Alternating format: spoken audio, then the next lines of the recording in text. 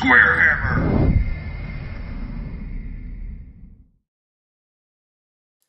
Hello YouTube, hello SquareHammers. I have something excellent in store. So as you can see, opposite, right there. Oh, hold on. I'm hearing it through the YouTube. There we go. I have the LVO Old World packet. So I'm starting early, before 8. It's 7:20 now, so it gives me about 40 minutes, which is plenty of time to get through this packet right here. I was just sent it by Jake. Jake is awesome. Thank you very much, Jake. Okay, so let's start going through this. Obviously, like, subscribe, all that good stuff. Say hi in the chat. You know, I respond as best as I can. I'm going to share it around to a couple Facebook groups so I can get more people in here, because the more the merrier. Let's see, we got you. I'm going to do this, and this. Da, da, da. Warhammer. The Old World. I love how there's so many Facebook groups. There's a ton that you can talk to people. We'll do it in this one. Obviously, guys, if you all ever want to get into doing stuff like this, just start.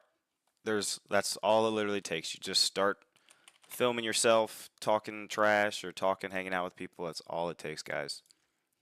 Very simple. Let's go on the SquareHammers. Post it here. Come on. At everyone. Okay. So here is the LVO packet, and let's start digging through it. So I'll be going. My buddy Ernan's going.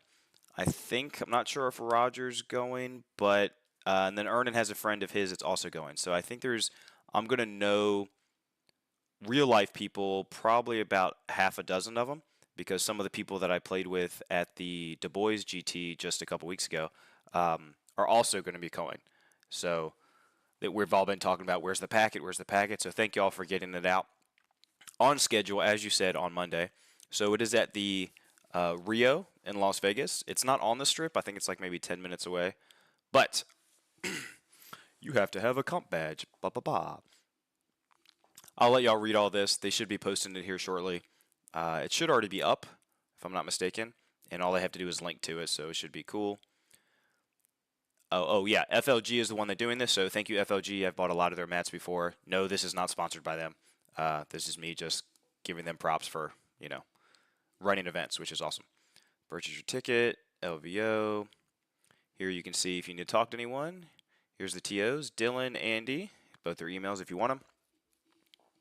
We are in the Amazon room.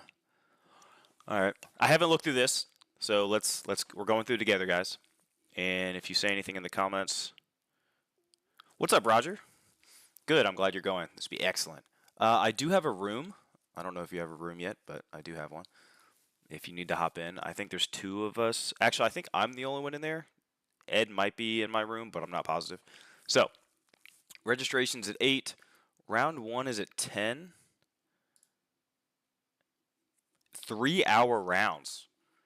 Okay, does it say the points level? Maybe we'll get down to that. So it's 3-hour rounds. Then you have an hour for lunch and paint judging.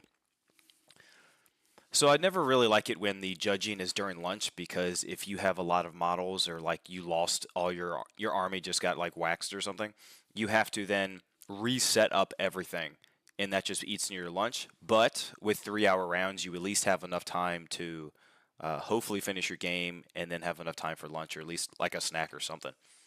Mountain Pass, another 3 hours. Okay, so it's open battle, Mountain Pass, and capture. Also 3 hours, so you get a 15-minute break. Day 2, flank attack, command and control, open battle. I'm curious if there's anything extra, or if it's just straight through the book. Same with victory points and all that stuff. Is it like, do you have to kill the whole monster to get all your points, or did they kind of switch it up to oh man, hold on, It's 6 rounds?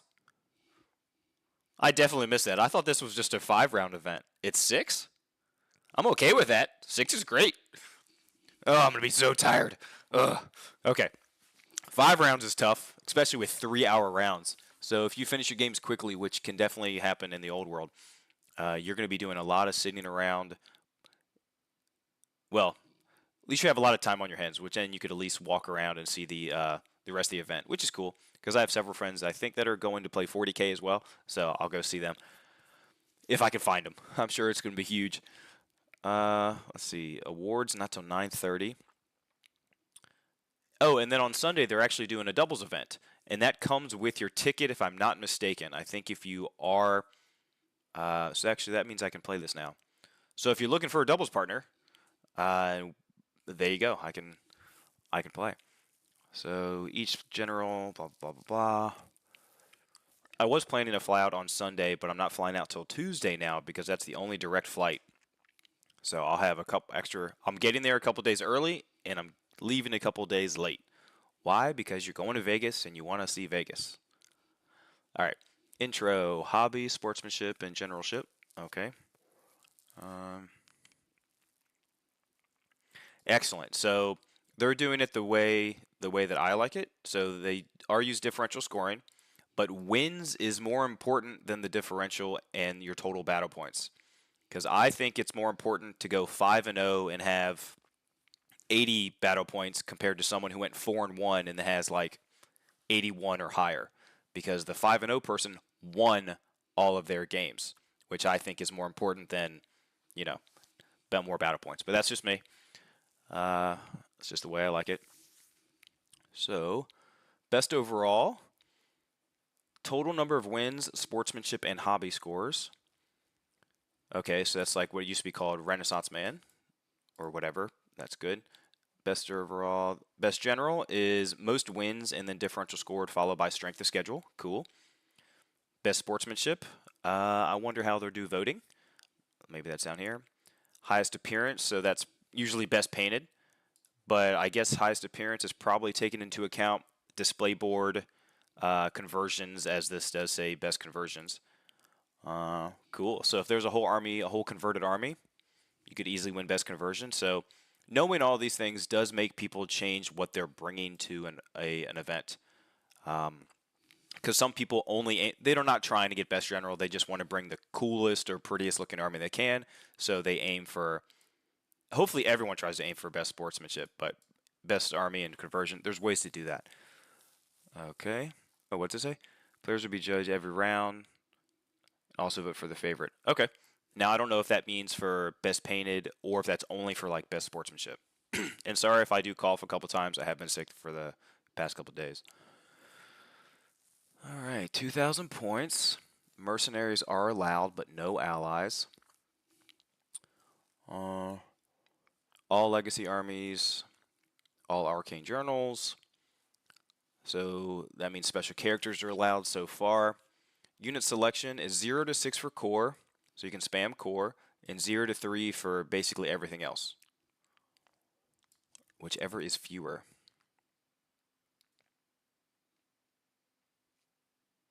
Oh, restrictions in your army list or. Gotcha. Okay, I missed that part. I just saw the 0 to 6 and I was like, okay, just jump straight to it. Got it. From any company or source. That's good. So that means you could 3D print stuff and they're totally cool with it. It's interesting. It's good. This game is involved. Blah, blah, blah. Sorry if me clicking in here is bringing this up and getting in the way. All lists are due by January 11th. Hear that, people? You have a month and a week. You have 5 weeks, basically. 5 weeks until... Ooh, it is new recruit, though. Don't like the look of new recruit. It just looks bad, in my opinion. It's just not clean. Okay. Other than scoring, no scoring allowed in our scenarios. Blah, blah, blah, blah. Added scoring terrain will not be allowed. Added scoring terrain will not be allowed. Does that mean you can't... Does that mean like the whole garrison building thing is not worth 100 extra victory points like the book? We'll find out. yellow card, red card. Everything has to be battle ready, which is basically 3 colors and based. Excellent, excellent. And they show you what battle ready is. So they're using the Honest Wargamers terrain guidelines, which is cool. Woods, and you can click this link and you can go straight to what their guidelines are of what's what. Woods count as difficult and natural features. Buildings and structures count as impassable. Hills count as open ground. So I don't see. So what about like ruins? Or like rocky, whole bunch of rock. I don't know. Okay. Scoring. Victory points. Okay, so this is, it looks, I can already tell it's going to be a little different than the rulebook, which is excellent. Victory points, additions to dead or fled. Each monster, including ridden monsters, that has been reduced to less than 25% of its starting wounds at the end of the battle is worth a number of victory points equal to 25% of its points cost, rounding up. Okay, so if you have a 8 wound ridden monster, it says less than 25%. So if you have an 8 wound monster, if you are on 1 wound remaining, you only give up 25% of your victory points. Okay. All right. I guess that means same a dragon if you're at what? Okay, interesting. All right.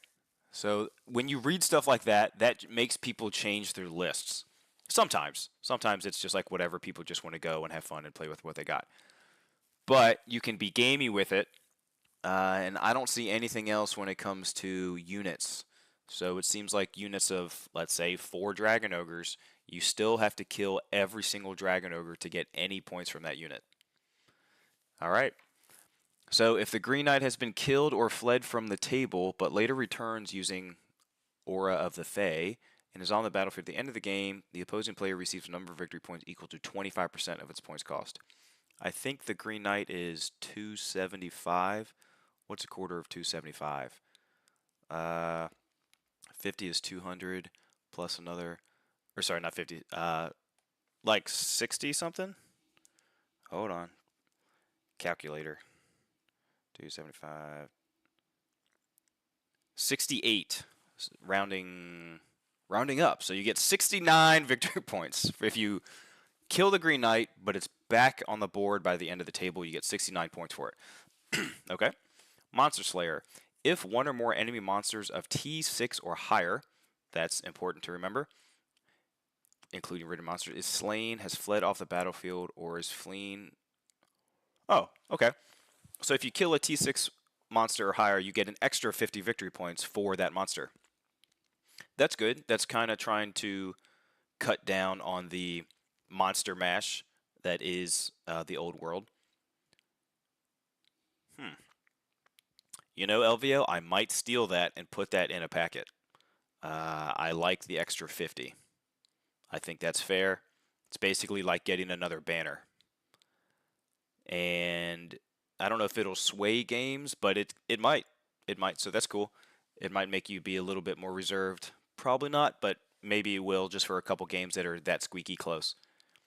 Differential scoring. Hopefully y'all can hear me okay.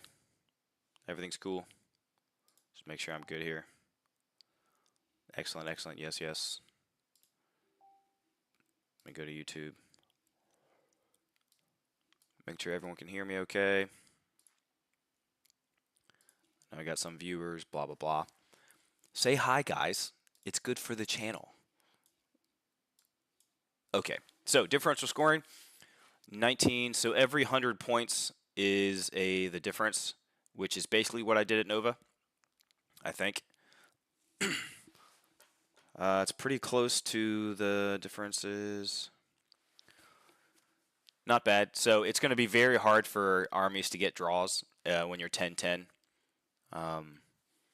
which is fine. Draws should be pretty difficult to do, but I'm okay with this. This makes every little point matter. So if you do get that, like if you have 1 extra banner and you got that that monster and you killed it, that's T6 or higher, then you win the game.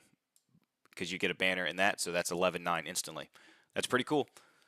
I like it. I like it. So scenarios, I showed this in the schedule above, but there's a special mission. It's called Capture, and it's 6 rounds. Man, I missed that. Oh, that's gonna be tough. Okay. The Arcane Ruin is placed in the middle of the battlefield. I think they should clarify what the Arcane Ruin is. Is it dangerous? Is it difficult? Is it a hill? Or is it just like nothing? Deployment. The winner of the roll-off chooses which player will deploy the first unit as well as choosing the deployment zone. Okay, first turn. +1 to go first.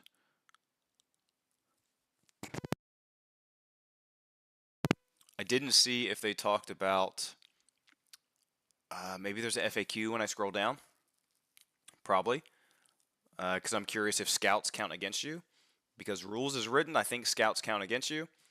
But some FAQ packets do not think it should, because it's kind of goes against how basically previous editions were. So once deployed, the winner gets +1, random turn length. Oh, this is random. Okay. 4 to 6 end of turn 4. On a 1 or 2, the game ends. Turn 5 on a 4, the game blah, blah, blah, blah. Scenario special rules. The player with the highest unit strength touching the Arcane Ruin is considered to be in control of the ruin. The unit that controls the ruin receives the benefit of partial cover and MR2. Ugh, gross. So it's like, you just sit here. So if you just have a big anvil unit that can just sit on this thing, not get pushed off, you get MR2 and benefit of cover. Alright, that's neat. Victory! Once the battle has ended, the victory points are determined. The player with a blah, blah, blah. Wow, you get awarded extra 750? If you tie unit strength, you will use command control layout. So 750, what's the difference 750? That's a 14-6 swing. Whew. Wow. So if you were a 13-7 and then you went to, was it 750? So that's like, goes to a 16-4. So you would be at like a 13-7 and then you go to a 16-4. That's pretty important. 750 victory points is no joke. Wow, okay. I mean, that's like basically all your character allotment. That's more than your rare allotment. That's huge. Hey, look, here's the Arcane Ruins special feature. Let's see what it says. The old world is filled with mysterious places of mystical energies, where long-forgotten civilizations created monuments to mark them. They now lie in ruins. The energy still exists and may lay dormant, waiting for a great warlord to once again awaken the resting power that can be used strategically by armies in the old world. I hope they want it to be read like that, because that's how I'm going to read it. Again. Controlling Arcane Ruins. Arcane Ruins are area terrain. Open ground. Okay, open ground. They block line of sight and give cover to those who lie within the ruins as if they were in a forest. I think that needs to be reworded. They block line of sight and give cover. So does it block line of sight? And give cover? Oh, it's both. Okay, so they're basically, you treat them as a woods, but open. It's an open ground wood. So you can hide if you're not on one side of the wood, or ruin in this case, and the ruin's right here, and this is your unit, another unit's right here. You can't see each other. So, but if you touch it, it's like you're a forest, so then everyone can see you. Got it. The unit within the ruins that has the highest unit strength is considered to be in control. Yep, we saw that one. So it's open ground. Blah, blah, blah. Huh. That is kind of gross, though. You can have some units just fly into that turn 1. Have cover and MR2 instantly. That is disgusting. Disgusting. Oh, is that it? That is the whole packet. Okay. Let me see if there was an FAQ thing. FAQ. FAQs. Bro, why would you say one's there? Y'all can't see what I'm clicking on, I guess, but...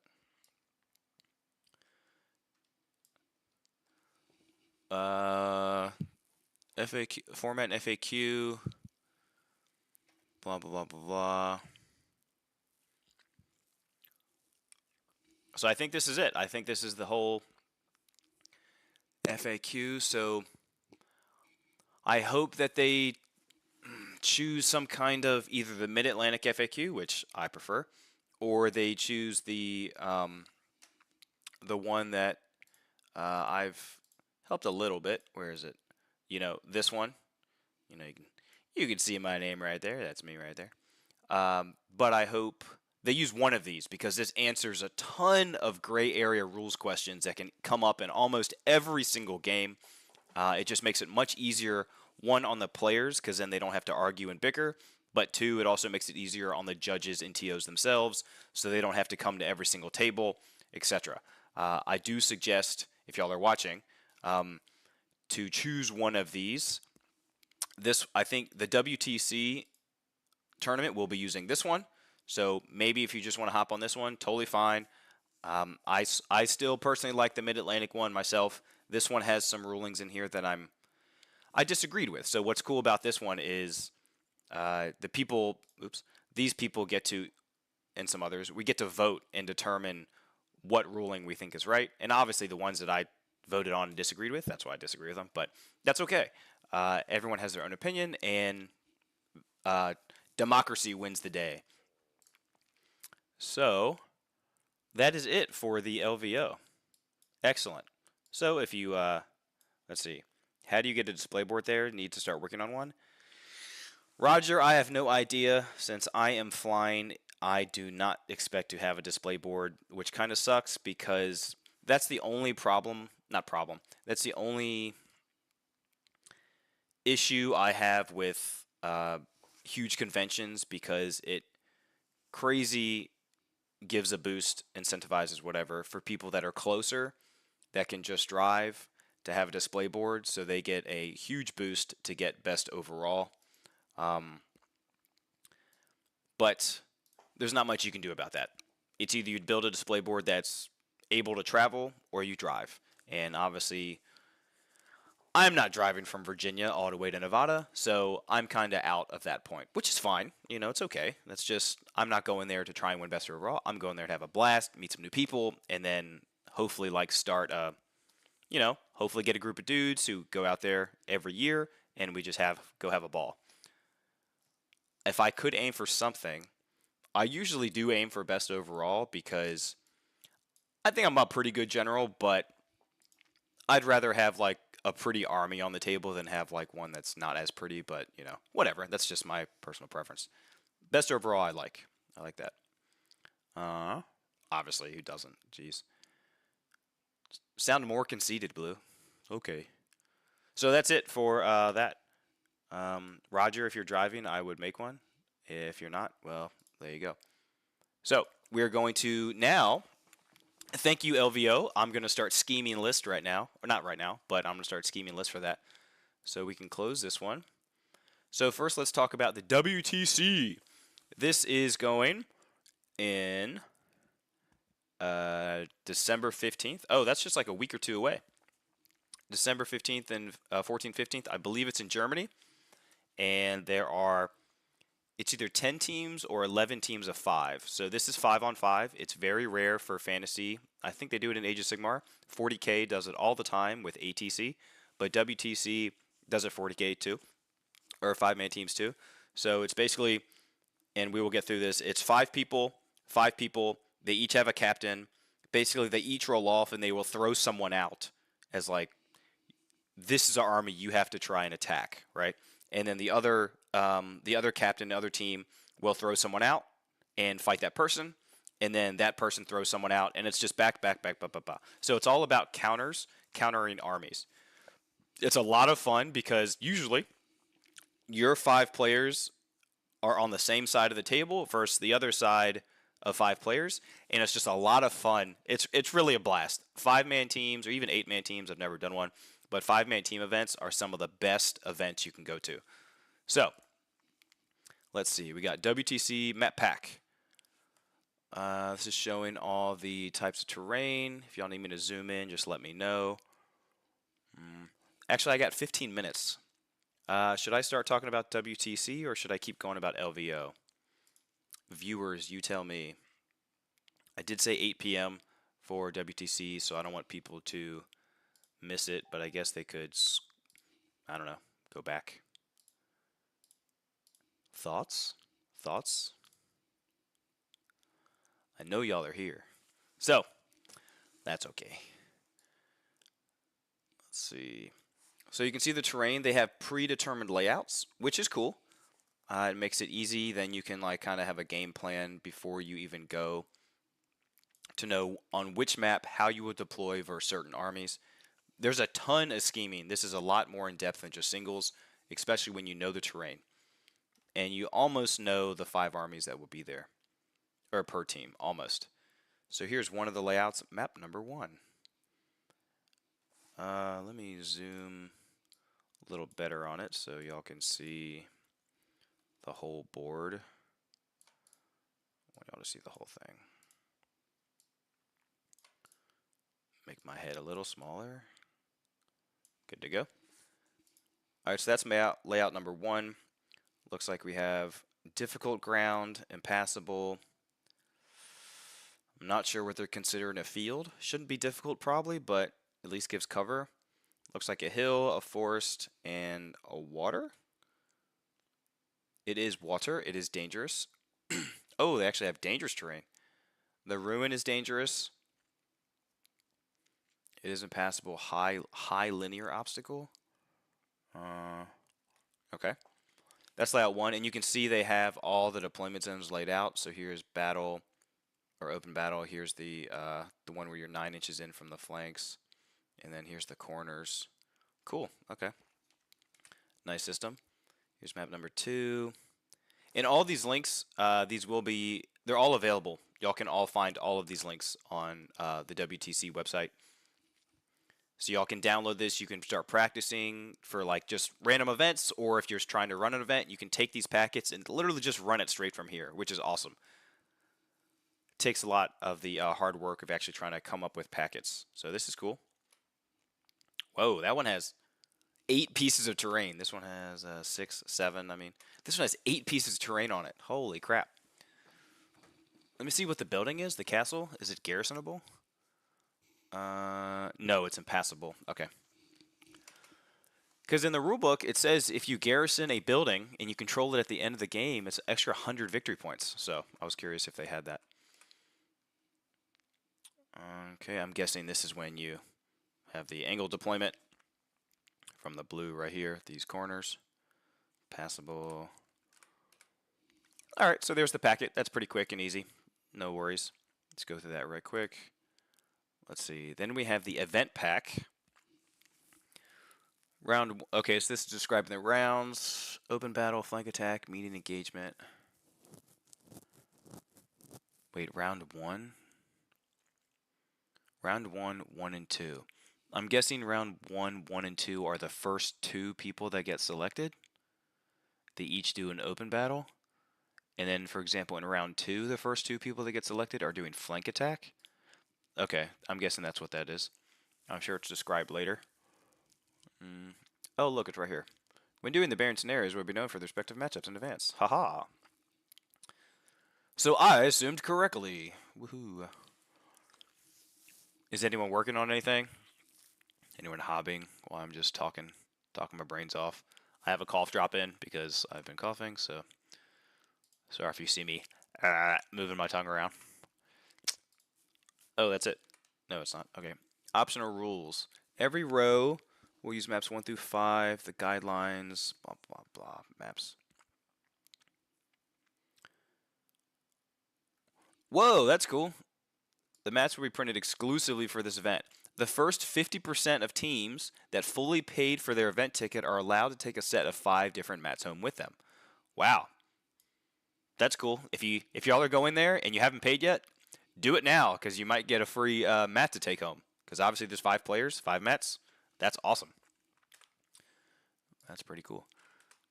That's it for that one.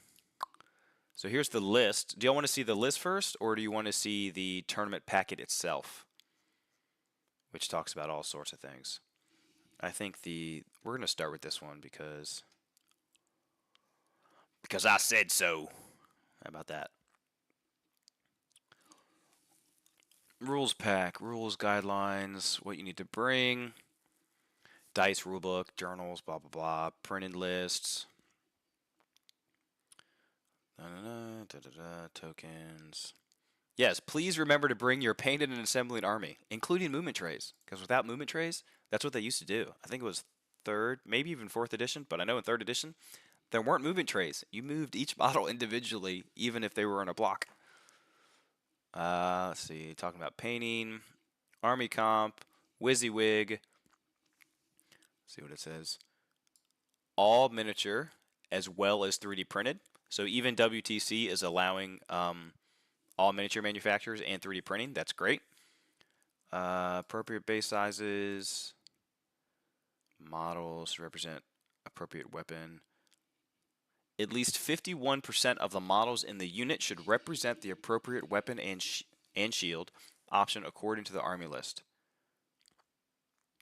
Okay. Models should not be mistaken for other models. If using a chariot with one mount to represent a heavy chariot, you cannot use the same model to represent a light chariot. Makes total sense. Okay, so they're saying this is okay, where you just have half with flails and half without. Or I guess 51% with flails and 49% without. They said that's totally cool. Unit fillers are allowed. Should not be included in the first rank. Totally fine. Don't interfere with gameplay. No more than approximately 33% of the unit. And do not count towards the 51% of, weapons. General rules. Let's see. Be nice, good behavior, call judges. Gotcha. Communication. So it's WTC, so there are a lot of people from all over the world. So I don't know if you're forced to speak a certain language. I'm not sure. Clear communication is key. Okay, so this is just telling you be a good lad. Be a Chad, as they call it these days. Slow playing. Yeah, that's bad. It's going to be a problem.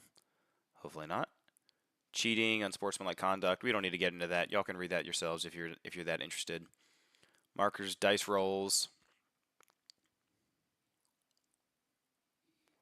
What is this? Oh, so agree that something's cocked. Custom dice. They all have to be the same. No 3D printed dice, please. Weighted dice, that would be a problem. Before you move or touch your units, make sure both players agree on the distance. Well, that's funny because apparently there was an event that I heard about, and people agreed on the distance, and then after the player moved his models, they said, you didn't make it. So, don't be that person. If I was that person who you did that to, I would, don't do that. Okay, so mark, so it's easy retractable, cool. Singles, finishing the game. There we go. We're getting into some rules now. There we go. Okay. So theirs is 0 to 50, 250 is 1010. So the other one was 0 to 100, right? Should I open that back up so I can check it? I'm just going to open it for myself. Never mind, it opens it here. Sorry if it's just making you dizzy. Not this one, these two. Alright, so give me a second. And just for ease, so this is LVO, just as a reminder, this is LVO. Oop. Less than 100, it's 1010. At WTC, it's less than 250, or 250 or less.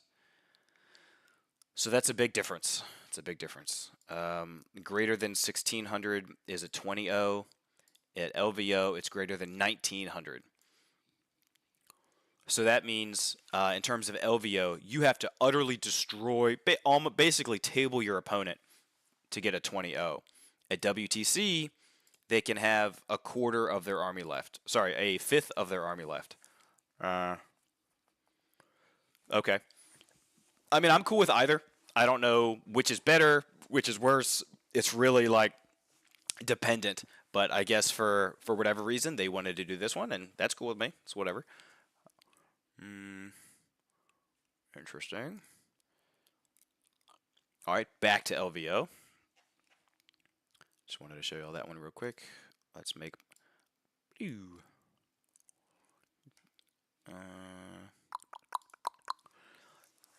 LVO, not LVO. We need to go to this one.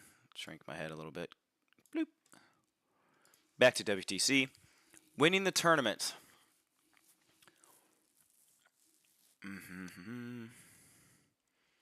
If y'all pull these up on WTC, we can read them together. And we can chat. Chit chat. Spectators.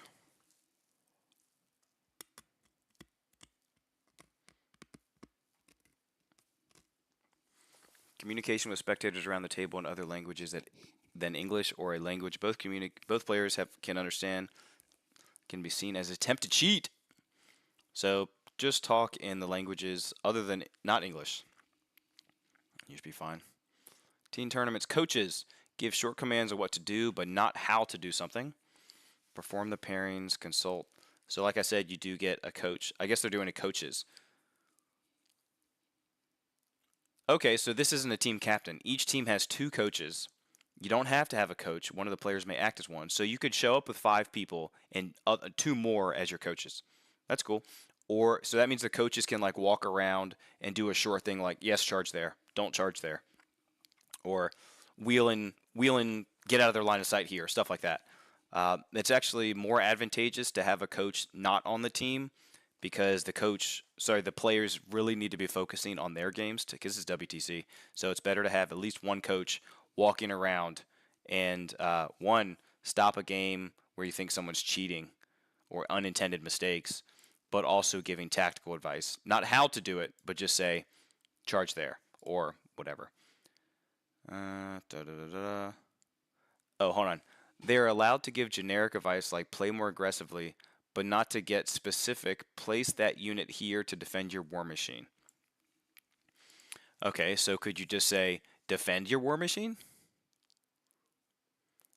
Not telling them how to, but just saying, defend it?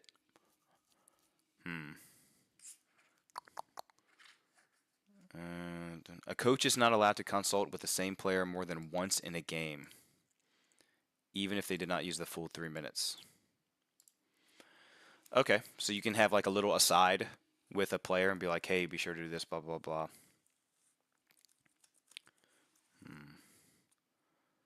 Interesting.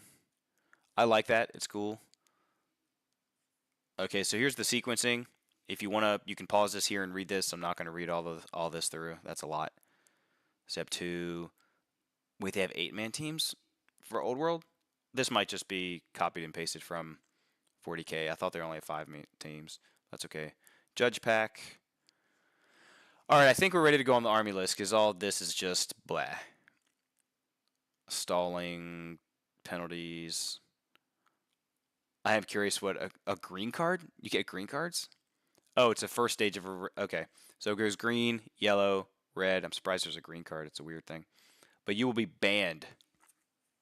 You cannot play for the rest of the tournament. A coach or captain may step in and play the player's banned army. Oh, except the scores for the banned player are set to 0 retroactively and for the rest of the tournament, even if a captain or coach steps in. Okay, so that's just so the captain gets to play and then the 5th opponent that they get paired up against later gets to play a game instead of just waiting. Interesting. All right, so that's it. And it's now 8 o'clock. Perfect timing to start the lists. Perfect timing. So, if you are just joining us, I have gone through the LVO packet and like 3 of the packets that the WTC gives out. So here we're going to talk about the World Team Championship Army list that the best of the best, well, maybe, are going to. I think they are. So, but I also have a breakdown of the armies. So before we get into the armies, let me select a window real quick on OBS. Window capture. Da-da-da. I think it's breakdown armies. No. Yes, I do want to get rid of that. Image. Let's try this one. Desktop, breakdown of armies. Haha! So we can just look at this one real quick. So here's the breakdown of the WTC armies. I have gone through these already. At least getting the names and stuff. I didn't go crazy.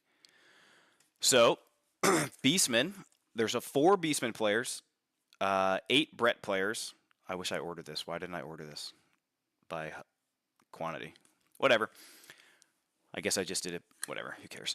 4 Beastmen players, 8 Brettonian players. Remember, guys, this is 5 on 5, so you can't have the same army. So you can't have 5 Bretts, because that would be gross. You can't have 5 Tomb Kings, all that stuff. You have to have 1 of each different faction. And from what I observed, you can't. That includes Arcane Journals. So if you have Exiles, Brettonian Exiles, you cannot then just have Grand Army Brettonians. So 4 Beastmen, 8 Bretts, 1 Chaos Dwarf, 1 Demon, 0 Dark Elves, poor Dark Elves, 4 Dwarves, 4 High Elves, 1 Lizardman, 2 Ogres, 6 Orcs and Goblins, 1 Skaven, poor Skaven, the 2 Empire, 7 Tomb Kings, 3 Vampires, 3 Warriors, 3 Wood Elves. So, I am not surprised to see Brettonians and Tomb Kings at the top of the list, because they are clearly the strongest army list that you can write, in my opinion, and as shown basically by most GTs. So Orcs and Goblins, I think, are amazing. So I honestly think it's Tomb Kings, Brettonians, Wars of Chaos, Vampire Counts, and Orcs and Goblins. Those are, in my opinion, the strongest of the armies. And then after that, I think Beastmen are really close, if not there as well. I have seen Dwarves start to do a little bit better, so that's cool. But that's my opinion on what I think are the strongest. So, get that out of there. So let's actually go through the army lists. Let's see.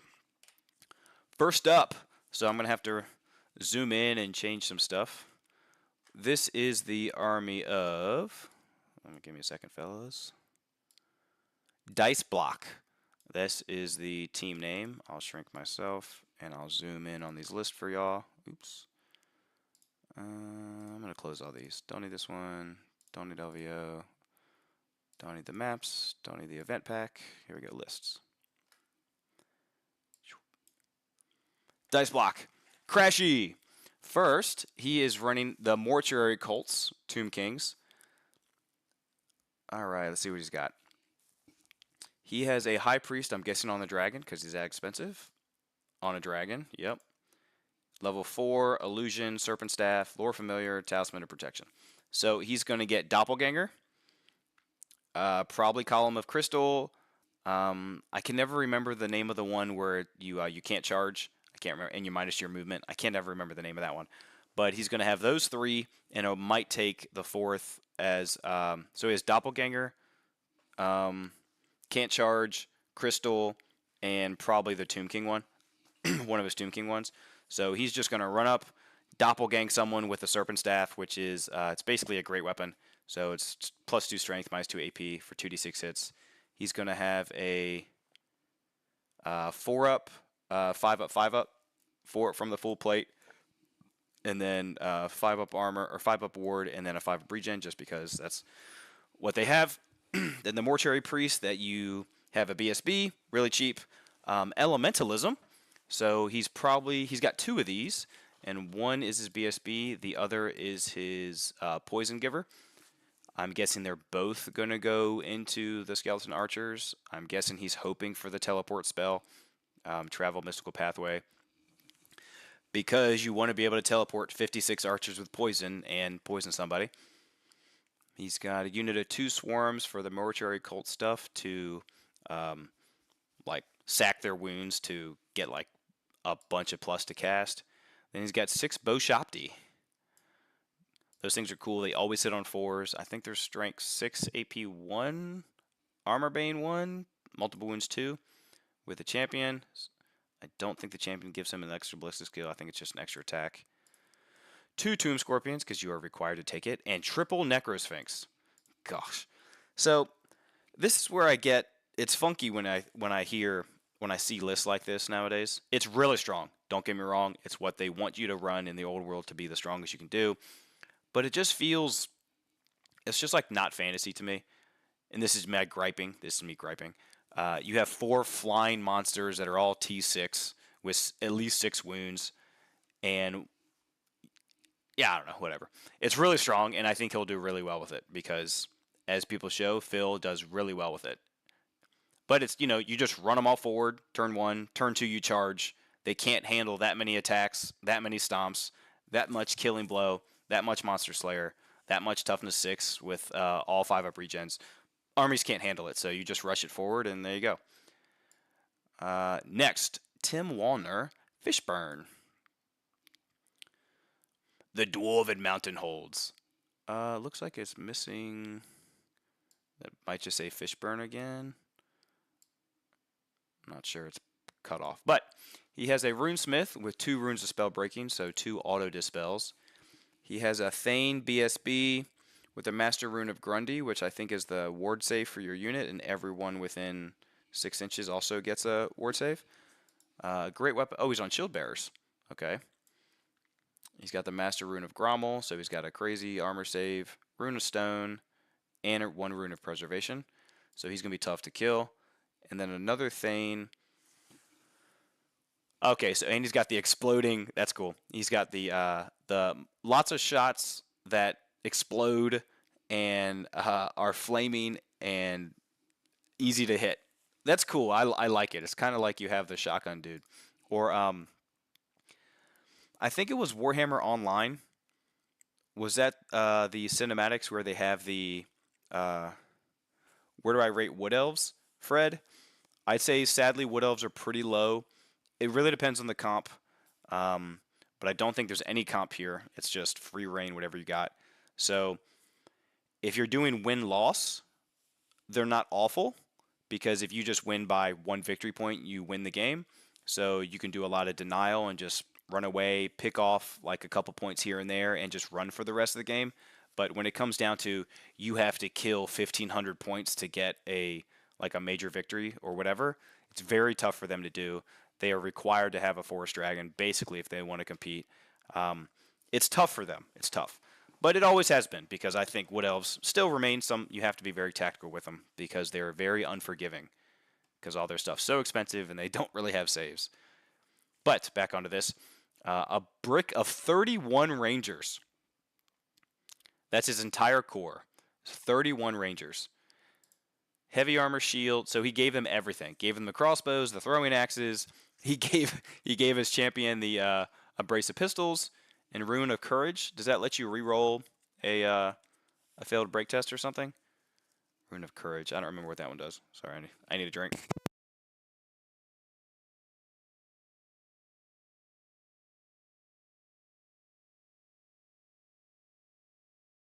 Yes, it's a pink ice. It's actually my least favorite one, but I have to drink them because I bought them.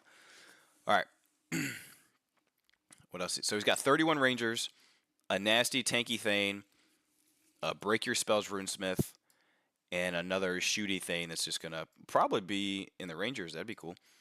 Then he has 1, 2, 3 Bolt Throwers, 2 with the Rune of Skewering, and 1 with the Stalwart. I think that makes you stubborn, if I remember right. Or no, it's only 5 points. That can't be right. Not sure what that one does. Then 2 Grudge Throwers, 1 with the reloading, so in case he rolls a misfire. So Grudge Throwers, people still usually don't run catapults, but does the Grudge Thrower, is that a D6 wounder under the hull, or is that just D3? Can anyone say it before I look it up? Where is the old world? Forces of Fantasy. Oops, I don't want y'all to read that. Bruh, there we go.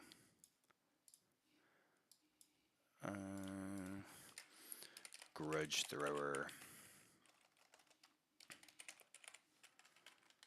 Grudge Throwers. It's just a Stone Thrower. Dang it. So I think a Stone Thrower is not D6. I think Stone Throwers are There's only certain things like a Hell Cannon or the Chaos Dwarf ones that are D6. So I'm guessing...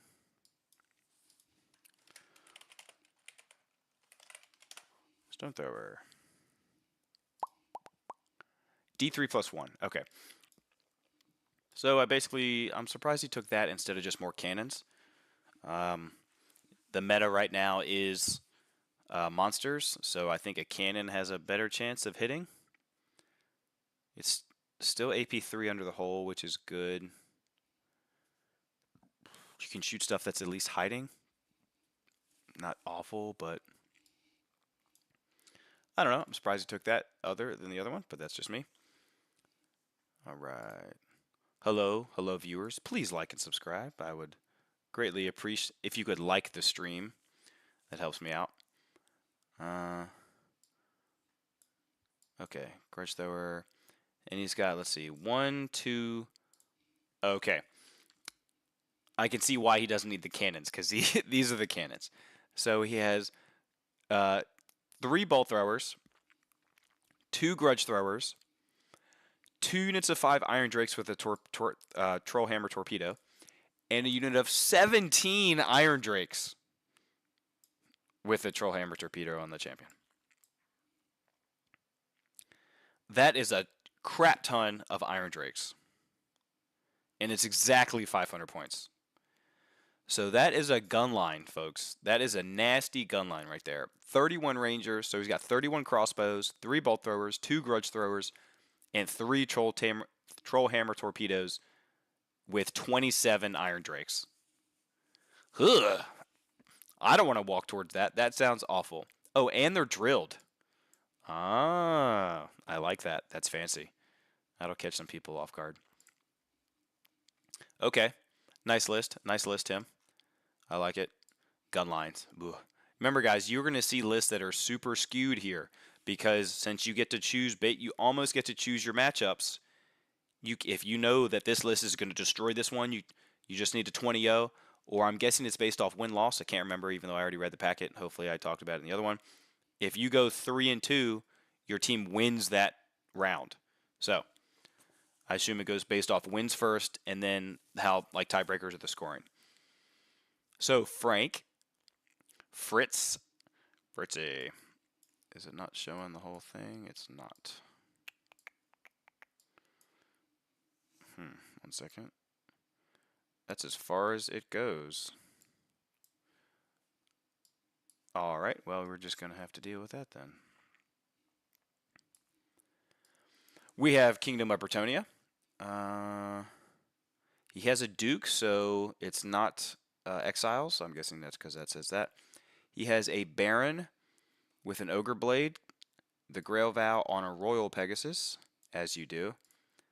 Virtue of the Ideal, as you do. A Duke. His Duke has the Lance, Grommel Great Helm, and the Seal of Paravon. I can't remember what the seal is at this moment. Of course, it's in the Arcane Journal. Arcane Journal. God, it's not expensive, if I remember right. Is it? Like 20 points, maybe? 35. Always hits on a 3. Gotcha. So that combos really well with the Virtue of Heroism.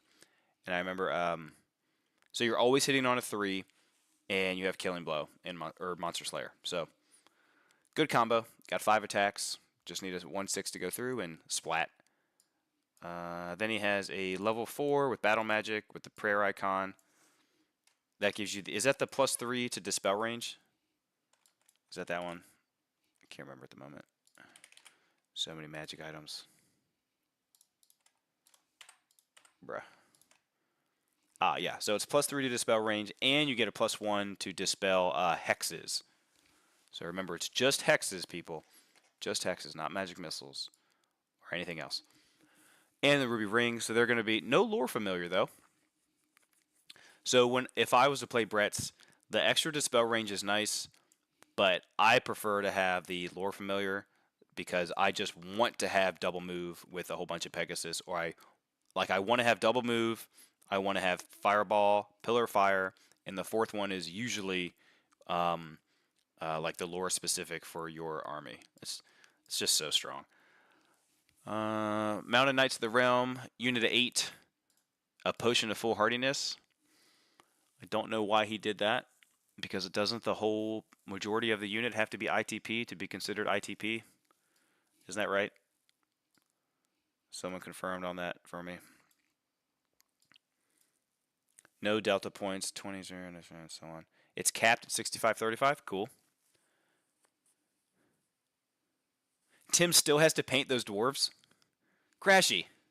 Yo, get on him. Tim, you have like a week. You have like 10 days. When does it start? It's like the 14th and 15th. Get him on it. I mean, you can airbrush. You can get 3 colors on there with an airbrush. Throw some Elmer's glue and drop them in sand real quick, but get him on it. You're going to WTC. They should at least look nice. Another unit of 7. Another potion of 4 hardiness. I swear I thought in unit psychology you have to have the majority of the unit. So why would you just do 1?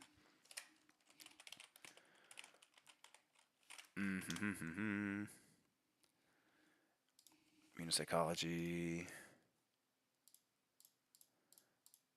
Unit psychology. If the majorities of the models in the unit are immune, they automatically pass fear, panic, and terror test. However, so I'm not sure why. Maybe he thought it didn't do that. So if you want to get on him, Crashy, you have to have the majority of our models have to be ITP. So it's like 10 points wasted. Unless he's the only one left. Or if there's 2 guys or something. So I don't see. Yeah, I agree, Mateo. So I don't understand why he's doing that. Doesn't seem good. Where could he spend 10 more points? He has 10 more points he could easily put on his character somewhere. Maybe this might be maxed at 75. But he's got 10 points. He basically should have 10 points to spare.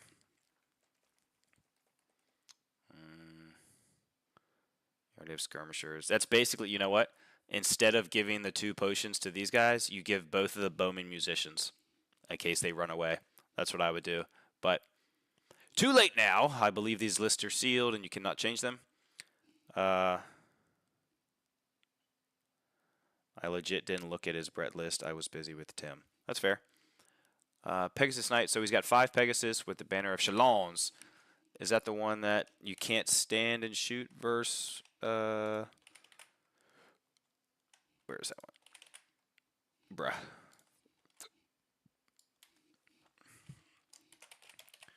Chalon. Yep, you can't stand and shoot. Nice, figured it out.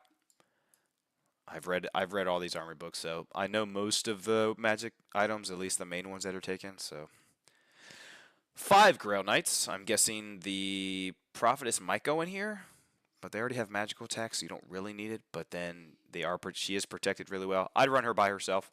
Is she mounted? I didn't even check. No, the Prophetess is on foot. Probably stand next to the bowman, just in the back somewhere. Okay. But 5 Grail Knights to have the Falcon Horn, because the Falcon Horn is so busted. That needs to be one use only. Maybe drop it a couple points, but 1 use only. That is not fair to have, in my opinion, every freaking turn, especially if you're an exile and you have veterans, so you get to re-roll the leadership check. It's way too good for its points. Way too good. 40 points. You can shut down almost...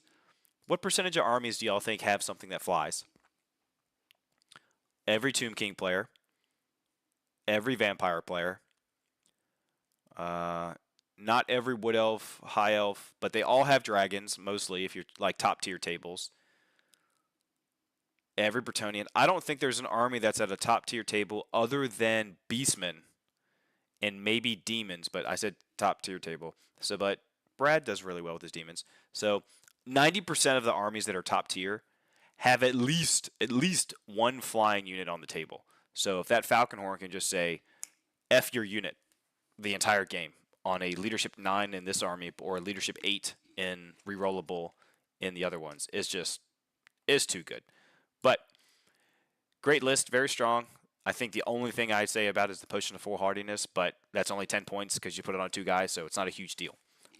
Now, if one of your archers runs away and you lose a game because you didn't have your musician, let me know. I want to know. It'd be funny.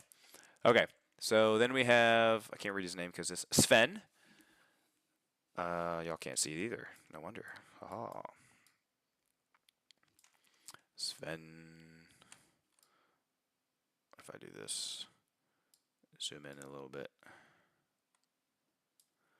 Make me a little bigger? Oh, yes. Hello there. Welcome to my stream. Sorry, I'm tired and sick, so I might be saying stupid stuff. It's not monetized. Stupid shit. Who cares? All right. Gorbool. Gnarled hide, pelt of the dark young. Okay. He's got a lore familiar, horn of the first beast. Okay, so he has 2 level 4s. One with ruby ring, and hag tree fetish. Both elementalism. Nope, 1 demonology. So this one's going to be buffing units. Now, I hope he remembers that this one, you do not get to reroll to wound with the ruby ring of ruin with the hag tree fetish. You do not get to do that. I remember when it was disgusting when you could get Wind Blast, Ruby Ring, and Hag Tree and Vile Tide to all reroll to wound. Disgusting. It was so gross. So I'm glad they at least took away the Ruby Ring of Ruin of that, because that was just mean, very mean. This one's on a Tuskor Chariot. Wait a second, hold on. How does he have 2 chariots in? Oh, it's a Wargore. Ah, okay. So the one with the Ruby Ring and the Hag Tree is on a chariot for 360 line of sight, casting all these magic missiles. Very strong. You could teleport him and then cast all the magic missiles. Very good. The Wargore, BSB, great weapon, always has a 5-up. So he's always going to have a 5-up, 5-up, which is really nice. Also on a chariot, on a BSB, I think the Tuskor Chariot, I don't think that's a large target, so he doesn't get the 18-inch bubble for BSB. But the Gorbool and probably this Great Bray Shaman is going to 1 unit. How many were it? 1, 2, 3. 3 units of Chaff Warhounds, 2 with Vanguard. In my opinion, if you have the option to take these guys, these Warhounds, 3 units minimum. If you're Warriors of Chaos, minimum. If you're Beastmen, minimum. Or maybe just 2 for Beastmen because you have all the pigs, which I'll get into in a second. Then you have the 26 Gores with additional hand weapons. So basically the, what's it called? The Gorbool is going to go in here and give them all sorts of buffs when they go Frenzy. Then the Great Bray Demonology Shaman is going to buff this unit. So that is going to be a nasty, hard-hitting unit. 1 if they get there, 2 if they get to strike before the enemy. And then he has 1, 2, 3 units of single Razor Gores. I think those guys are so good. Razor Gores are just gross. If they die, they don't cause panic. If they run through you, they don't cause panic. And they just trade up.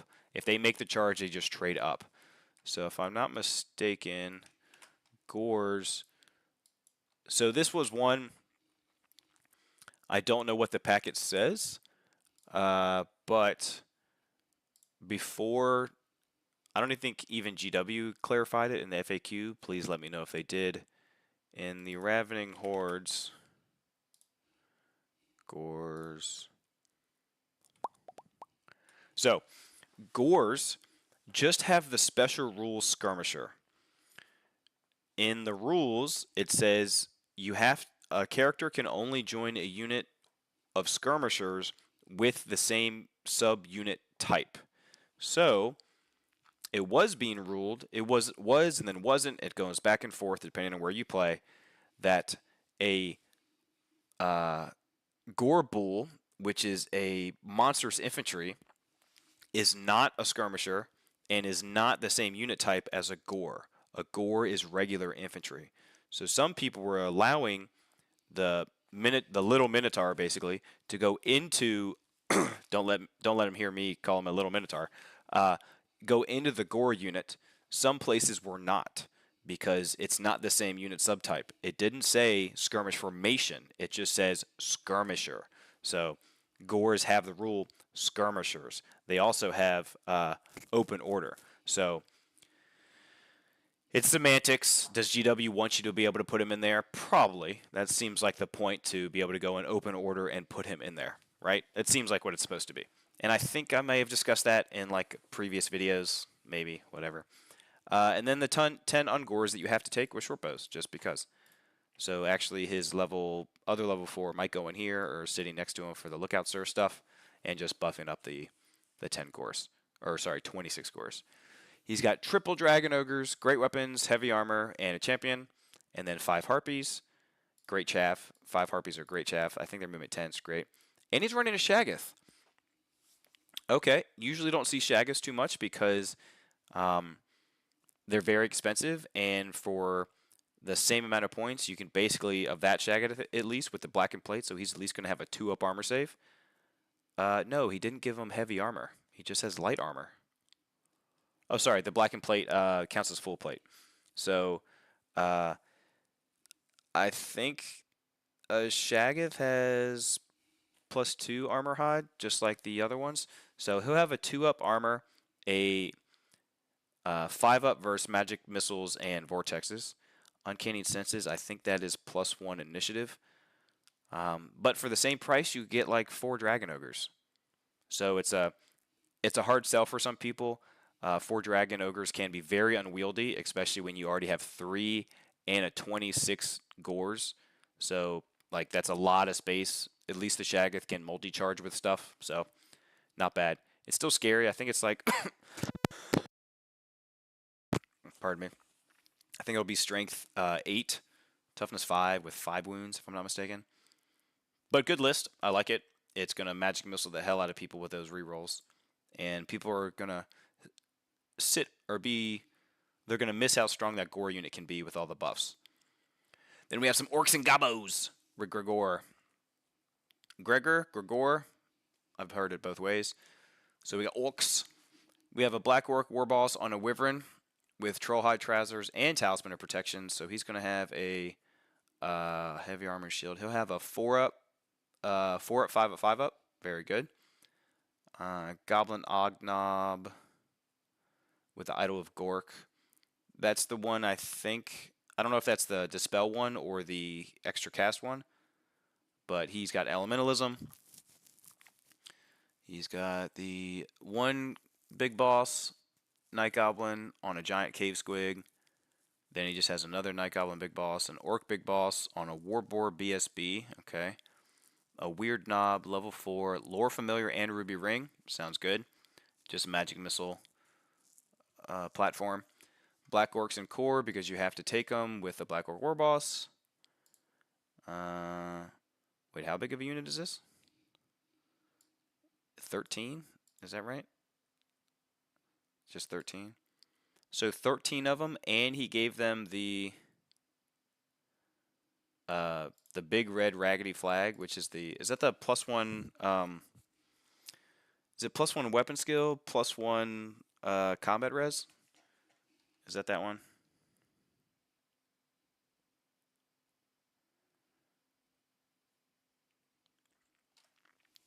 Oh, Crashy. Does he have the one that I have? It's the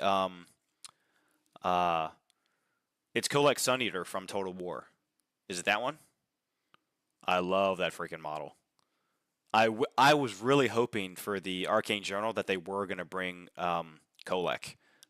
I have it printed like just for that. He's super well painted by Mouse Killer Miniatures on Instagram. Super well painted. And I have a whole bunch of Dragon Ogres. I wanted to do a Dragon Ogre army with him leading the charge as like my only character or something. But GW let me down. Show me on Discord? Okay. Yeah, just ping it to me. If y'all want to add me on Discord, you're more than welcome to. I think I'm just blue_Ford something. I think there's something else after that, but whatever. All right. And I'm running a GT in February, so if you're interested and you want to come down, come on over. It does have some cool stuff. I'm going to be taking... Zach is running a tournament himself, and I was having him write the scenarios for my event because I wanted him to give him a shot, see what he can write, and I would change a little bit here and there. But which is awesome is that he now is going to be running his own event in June. It's the second annual of Battle of the Beltway. I think the first Battle of the Beltway was in October, but he's moving it to June. Just I don't know. I think it just lines up for him then. But I'm going to probably run his scenarios there at mine. So if we can tighten up any of the scenarios, like if people didn't like this or that, and then he can switch it and like perfect as best as he can the ones for his. Crashy just sent me the picture. What you got, Crashy?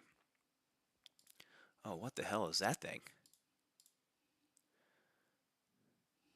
Oh my god, that thing looks... What is that? I've never seen that model before. That's 3D printed? Oh yeah, you have me already for sure. I was talking about other people. We were WAP brothers.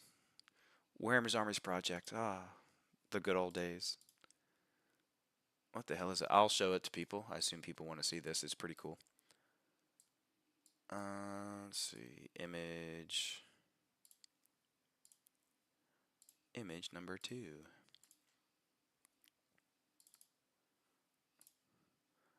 I don't know where you get this model from, but that's pretty cool. See, that's what's nice. Like, you're bringing something that looks amazing because it looks amazing. Even if it's not as optimal, but it's still really strong against some armies when you can cherry pick who you're playing. Let's see if I can change it to the other one. Hold on. Yes. Yeah, screw my face. Who cares? That looks sweet. Yeah, I would bring that too to WTC. I would bring that too. Because everyone that you're playing against is going to probably complement that model. So which means if everyone is voting, was that LVO? I think that was LVO when everyone votes against each person. But here, if people get to vote, I would bring that too. That looks cool. Okay, understandable to bring the Shaggoth then. All right, I retract what I said. Okay? Okay? Oh, can y'all not even see the whole orc thing? There we go. We don't need to see me. Doesn't matter. Okay, so back to this. He's got the Wyvern, 2 level 4s, 1 magic missile platform, 1 elementalism, trying to, I guess, teleport his stuff. Big boss, only 13 black orcs. I'm not sure why he has that as a big red raggedy flag. I'm guessing it's because people will just mostly ignore that unit and it will get there at almost full strength. Then 2 units of 30 Night Goblins, obviously triple fanatic. No netters. I don't think you need netters. It's more like attacks that it's kind of like you don't need nets. It's really just about the fanatics. So you don't expect the Night Goblins to do anything. It's all about the fanatics because they are disgusting. 1 Goblin Wolf Chariot, double Doom Diver, and 1 Rock Lava. He has no Mangler Squigs. And he is 182 points over in core. Well, when I say over, I mean not at the minimum. Okay. Double level 4 Wyvern. I like it. It's going to make you... The problem is you have a lot of shooting. A decent amount of shooting. Not a lot, but a decent amount of shooting with Doom Divers, the Rock Lobber, and a level 4 that they're going to want to come to you to get there unless they were gunline themselves. But then they have to get through 6 fanatics. And that's not fun to get through because you can't target him, which I can't stand. Okay. The best thing I think is against fanatics is to drop a like a vortex right in front of them. All right, good lists. Drunken Dwarfs, Duisburg.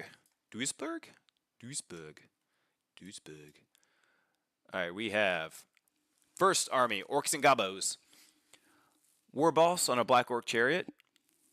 I don't know if he's doing the Everything's Mounted. No, he's not because he's got 90 dudes there. He has a Black Orc War Boss on a Black Orc Chariot. He has a... He gave them the Chariot, the Standard Bearer. Okay. He's got a Biting Blade, so he's AP 2. He's got an Enchanted Shield, so it's a 6-up versus non-magical attacks. I think that's what that is, 6-up word. He's got a 5-up regen, Dead Ard Armor. I don't remember what that is. Someone help me out if you know what it is. Winky face? Thank you for the winky face. Ah. Dead Art Armor. I don't remember that one.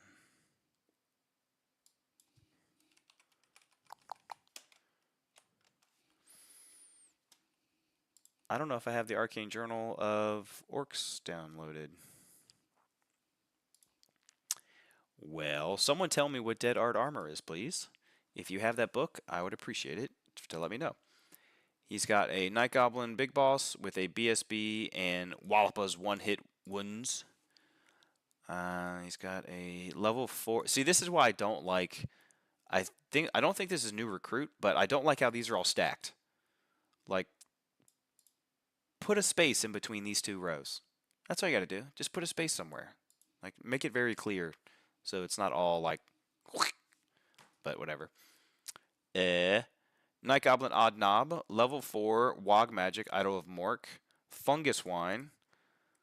Okay, I should just go to that website and download the other book, because I think some of these are going to be in the other one, not here. Yeah, they are. Damn it. But at least the glowy green amulet is here. On a Dispel, you roll a 2-up. Okay, so when you're targeted by a spell on a 2-up, that spell is dispelled. That is on a Night Goblin Odd Knob, so that'll probably be going in the 90 blob of Night Goblins with 3 Fanatics and a Spider Banner, so they have poison attacks. So that is a thing that a lot of people are doing now. They're taking a massive blob. It's very anti-monster to shoot 90 shots at a monster. It's only range 18 on these guys, so it's not great. And he does have elementalism with lore familiar, so he can teleport 90. So he's going to teleport 90 Night Goblins around. They're going to shoot their 90 shots, and I don't think he gets rerolls. Is there a Orc spell, or is that just close combat that gives you rerolls? So if you do 90, so you're going to get 15 poison just from the 90 guys shooting, because you just need 6s. You're going to get another 15 hits probably, which might turn into 2, maybe even 3 or more wounds. So you got 18 wounds on minimum anything, because if you need 5s to... actually, no, I guess you need 6s to wound. So, no, that's still right. Yeah, so you get like 18 wounds if you need 6s. So if you only have a 5-up, I mean... You take 12 wounds and your monster dies.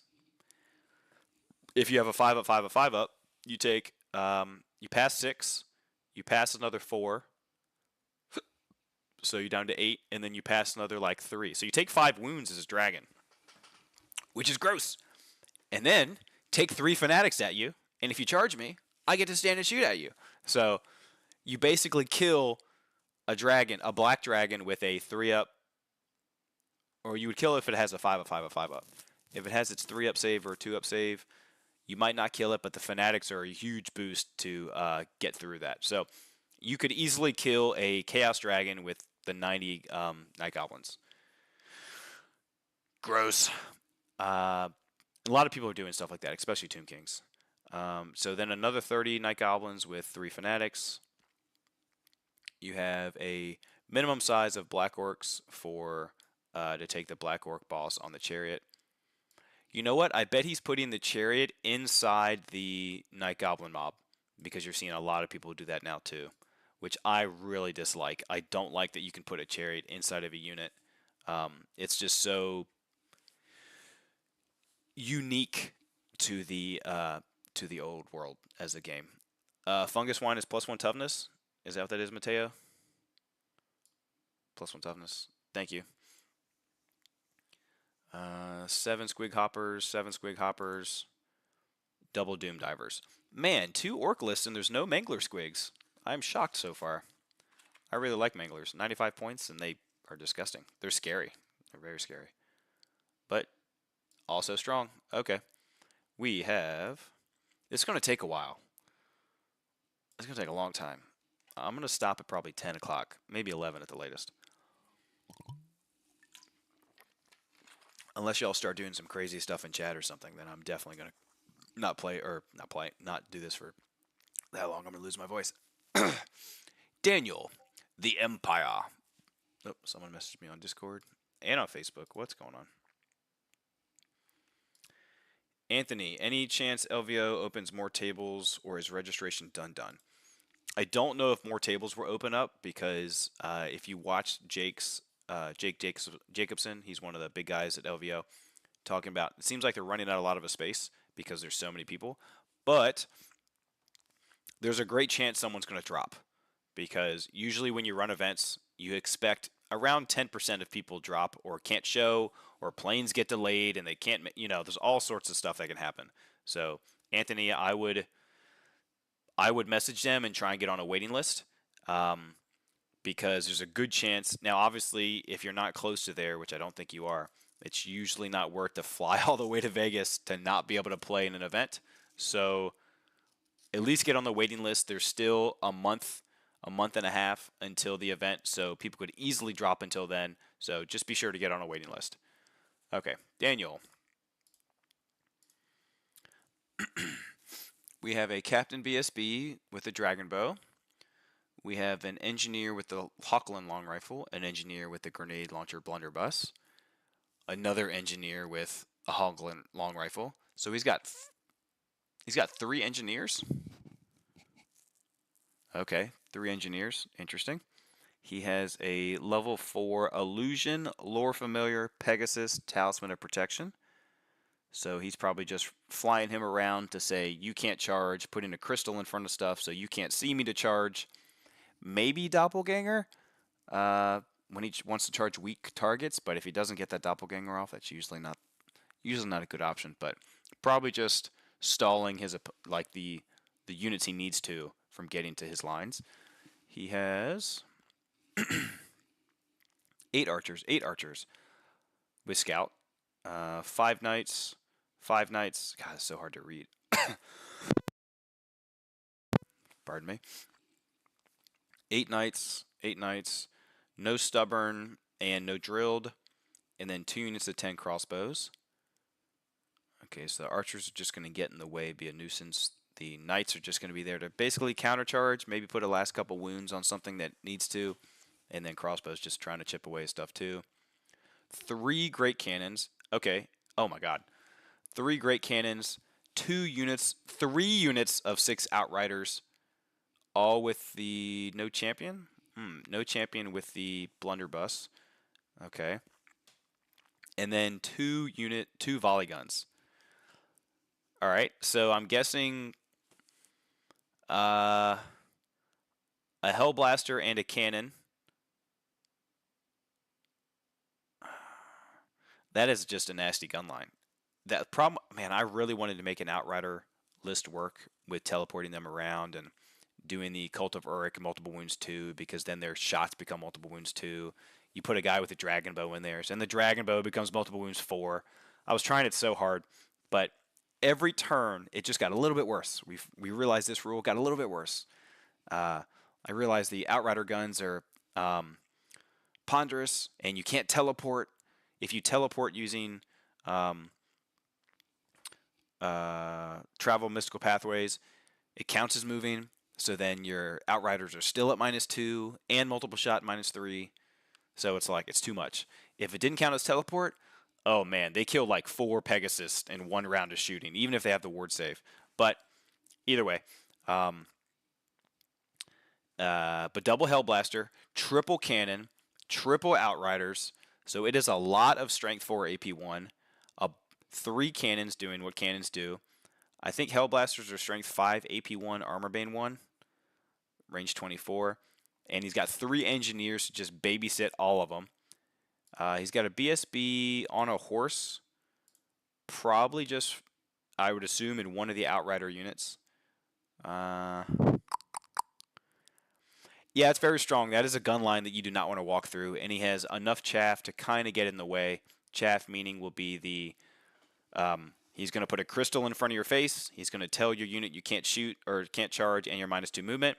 And he's going to probably just chuck Empire Knights up there in marching column. I would do that just to deny you. Man, if they were stubborn, that'd be much better, though. But he's at his minimum. And he's got a lot of shooting. So the only thing that might hurt him is if he blocks his line of sight. That could be the only problem here. But very strong gun line. Let's see. Then we have. Oh, you don't let me go any further over. Fine.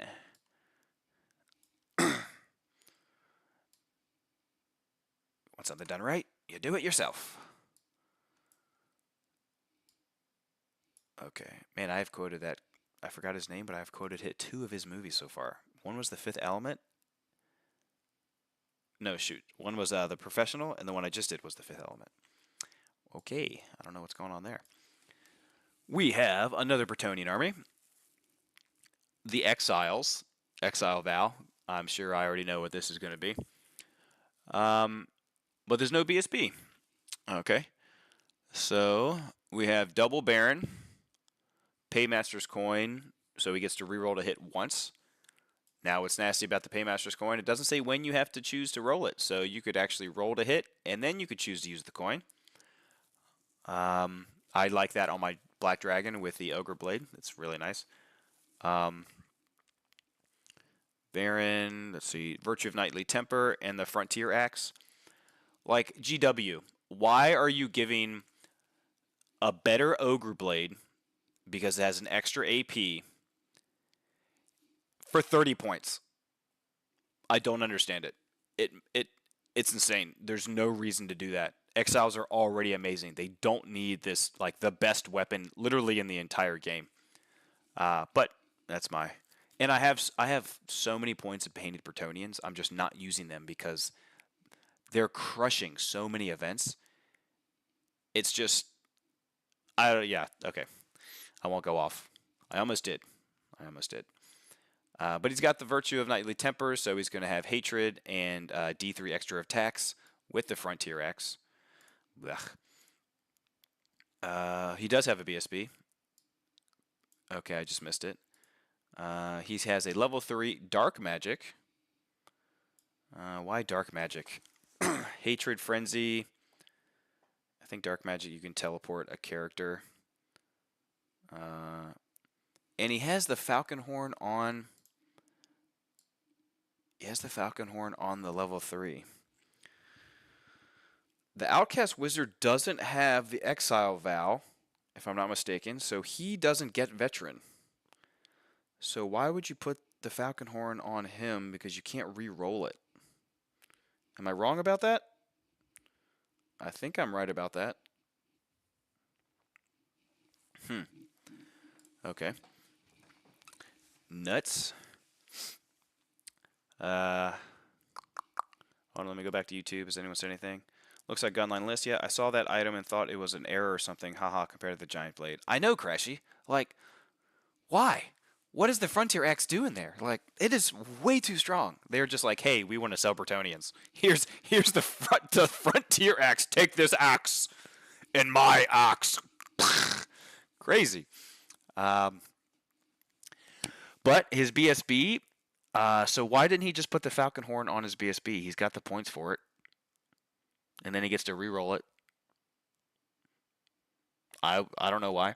Can use the Falcon Horn when you're engaged in combat. Maybe he was worried about that, but by the time that thing is in combat, you're basically killing oops. Falcon Horn, where you at?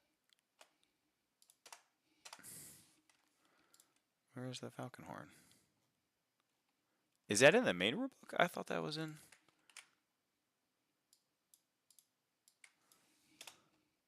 Oh, no, it's not. It's here.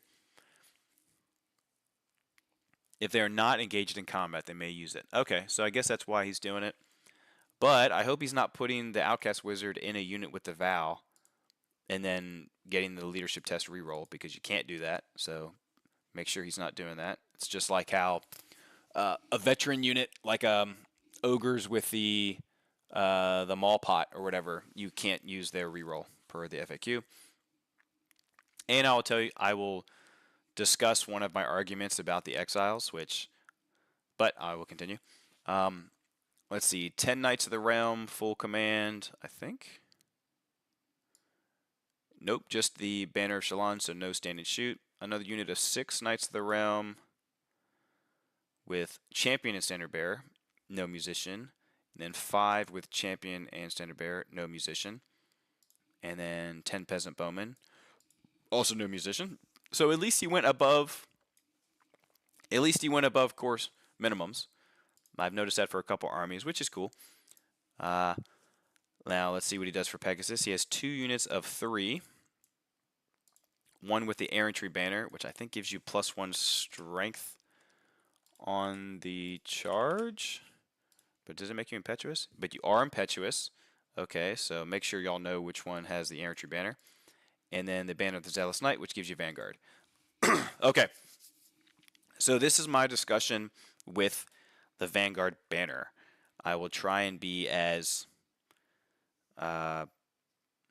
objective as possible. The Banner of the Zealous Knight, word for word, says this unit gets Vanguard. Basically, you gain the Vanguard special rule. A unit carrying the Banner of the Zealous Knight gains the Vanguard special rule. If you look at the FAQ, where are you at? FAQ, Old World.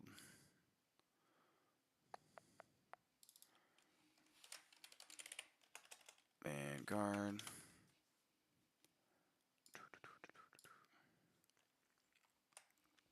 If you look up the Vanguard special rule, or sorry, on page 8 of the FAQ, it says verbatim, if a character without the Vanguard special rule joins a unit with it during deployment, can the character make a Vanguard move with the unit? No. What's more, if the unit is formed, it will not be able to make a Vanguard move. And yes, it says if the unit is formed. However, if the unit is in skirmish formation, it can make its Vanguard move as normal, leaving the character behind. So the argument is, if a unit has the Vanguard special rule, and it's from a banner, does that supersede what the FAQ says? That's basically the thing. Usually, when a character joins a unit with a banner, let's say poison attacks, like the Spider Banner, that character joins that unit, that character then gains the poison rule special attacks. No argument here. No argument here. The argument I have is that it says if the character without the Vanguard special rule during deployment, so before deployment, the character doesn't have Vanguard, the unit does have the Vanguard special rule. Banner or not, because the banner says the unit gains the special rule. So, the FAQ says no Vanguard pre-deployment. Can you Vanguard with that unit? No. So that's just my argument. Like, it's just like, it says no, so why wouldn't it be no? And then I ask, why would they specify Vanguard in the FAQ? It doesn't say anything about poison attacks, anything like that. So this is how I'm going to rule it, at least when I'm like running events. One, exiles don't need. Now this would hit Brettonian exiles. It would hit Wood Elves. It would hit Orcs and Goblins. I think that's it. Maybe Dwarfs have a banner with Vanguard. It just seems weird. I don't know if GW intended for you to be able to load up 2-3 characters into a Pegasus unit, Vanguard up 12 inches or 10 inches, and then charge turn 1. The only way you wouldn't be able to be charged turn 1 is if you're like 29 inches away from them, from where they deploy. So if you do a 12-inch deployment up on both sides, your deployment zone is basically only a little bit less than 7 inches up. Because if you put anything 7 inches up on that line, the Pegasus unit will Vanguard and charge you turn 1, get behind you, and blah, blah, blah. Yes, Crashy, yes, the Frontier Axe is 500 points. What? No, I think it should be the same price as the Ogre one, which is the Tenderizer. It should be like 70 points. At least 5 more points than the Ogre Blade. Now, it's two-handed, but Whoop-de-doo. So that's my argument about that, because it specifically calls out Vanguard. The character doesn't have Vanguard pre-deployment, and it says, the FAQ says no. Period. It doesn't talk about banners, it just says no. But that's just me. Okay, so moving on. Sorry for my little rant. That's just my... And 2 Bombards, because guess what Exiles need? Cannons that are better than the Empire.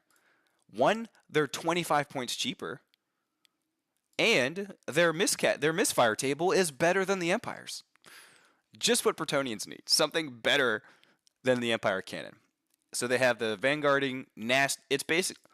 I'm sorry, but this list is the only thing I'm surprised is there's no you could easily drop one of the Barons to get the Green Knight, and it's basically an easy mode list. It's extremely easy. It beats so many other armies and players. It's ridiculous. So list that you can, and hey, I'm not hating on you. You're going to WTC. Bring the strongest freaking thing you can because you want to be world freaking champions. Not hating you on that. I'm just like, GW, why would you write such a thing? It's insane. Okay. And I haven't seen the Green Knight yet. Maybe it's because people are worried about the terrain, but you get to see the layouts, and all the layouts had several pieces of terrain you can come out of, so I'm surprised they did that. Okay, moving on. I have gripes for several army builds, and that's not the only one, so don't think I'm just hating on Brettonians. I would love to run Brettonians. Oops, shoot. I have so many points. I have like 20,000 points of painting Brettonians, but I just haven't run them yet in tournaments because they're just so good. They're just winning everything. I don't want to be seen as that person. That's just me. Let's see. Next, we have a Warriors of Chaos. We have a Chaos Lord only costing 500 points, and that is his only character. Respect. I'm curious what else you are running in this list to validate such a thing. You have a Chaos Dragon, Marcus Slanesh, with I think is just +1 initiative in the first round of combat. I think that's right. And he only has a great weapon and 1 favor of the gods. So he has not even a shield. So he just has a 4-up armor and a 5-up ward. And 1 reroll on the Gaze of the Gods or Eye of the Gods. Oh, there's no special characters? I definitely missed that. Okay, thank you, Crashy. No wonder there's no Green Knight, because there's no special characters allowed. I must have missed that one. Okay, that's good.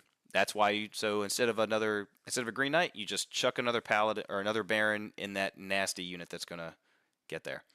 Gross. Okay, he has 2 units of 5 Chaos Knights, both Marcus Slanesh. He has... I wish Chaos Knights were better. I'm surprised they don't have counter charge. Just like Silver Helms. Why don't Silver Helms have counter charge when Empire Knights do? Just doesn't make sense. 2 units of 5 Warhounds. 2 units of 5 Marauders with Slanesh. So they're all ITP. And 3 Chimeras. Whoa! And a Warpfire Dragon. Alright, so he is just chucking monsters at you. He has 3, 4, 5 monsters coming at you with 4 units of cavalry and some poison dudes. I like that list. That's actually like a...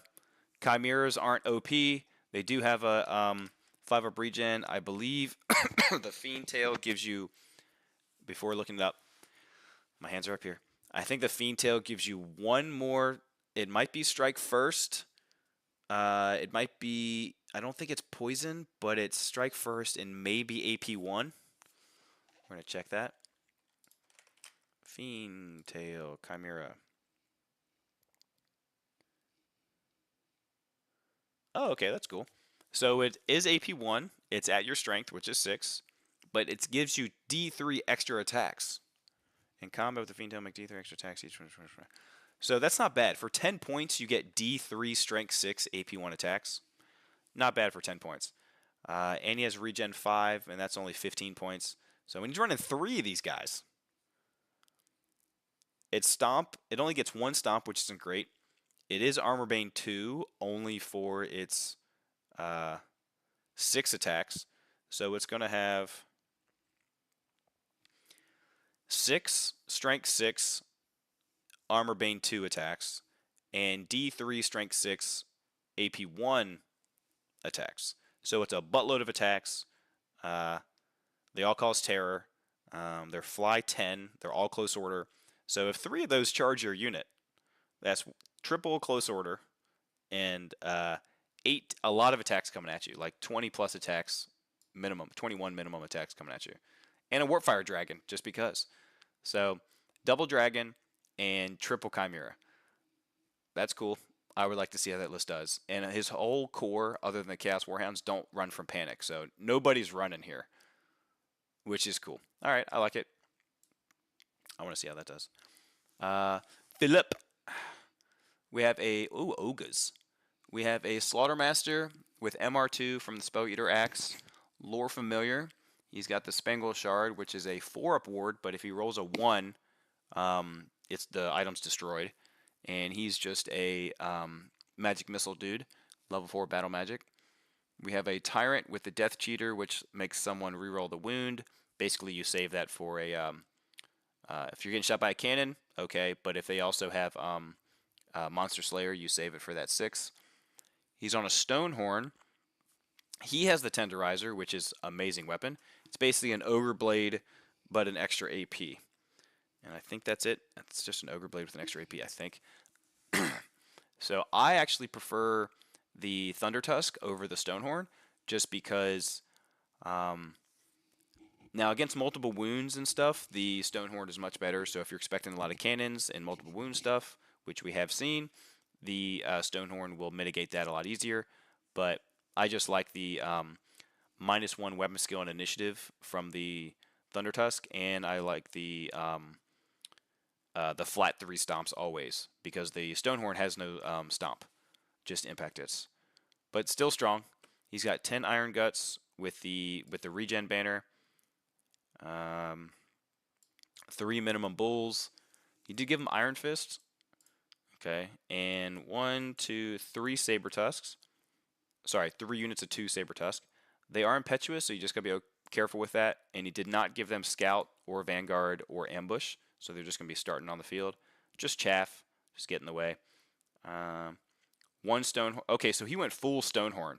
Nice. So he's gonna have 3 Stonehorns on the field with 10 Iron Guts walking up with him, and a Magic Missile dude. That's somewhat close to the list that I run for Ogres. I've been practicing a little bit with. But instead of Stonehorns, mine are on all Thunder Tusk. But it's basically the same list. I like it. I like it a lot. That's cool. The Ogres. But see what I mean? Like that's like very. It's so different.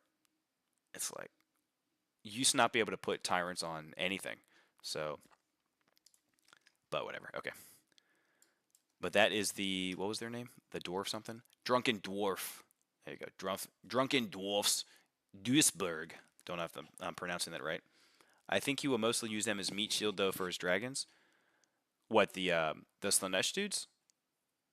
I think you were talking about the Slanesh. All these guys. Oh, you mean the Chimeras.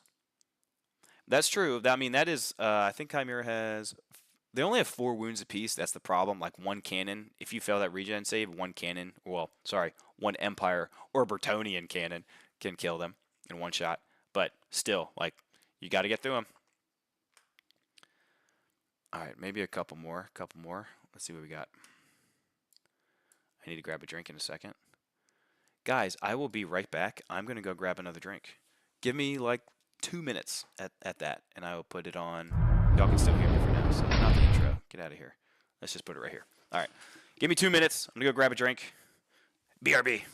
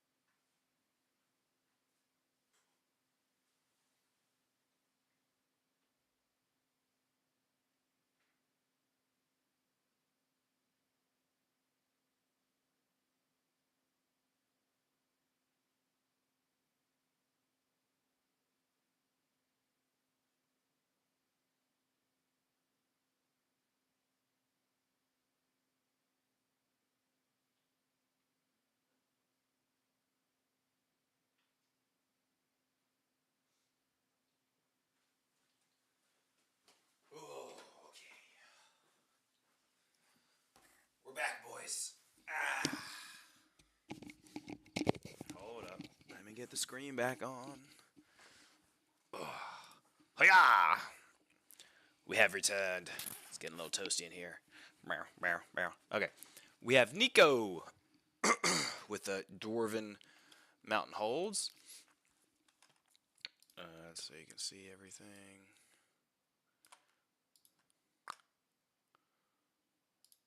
You don't need this. Actually, you don't need me. Let's zoom in here a little further.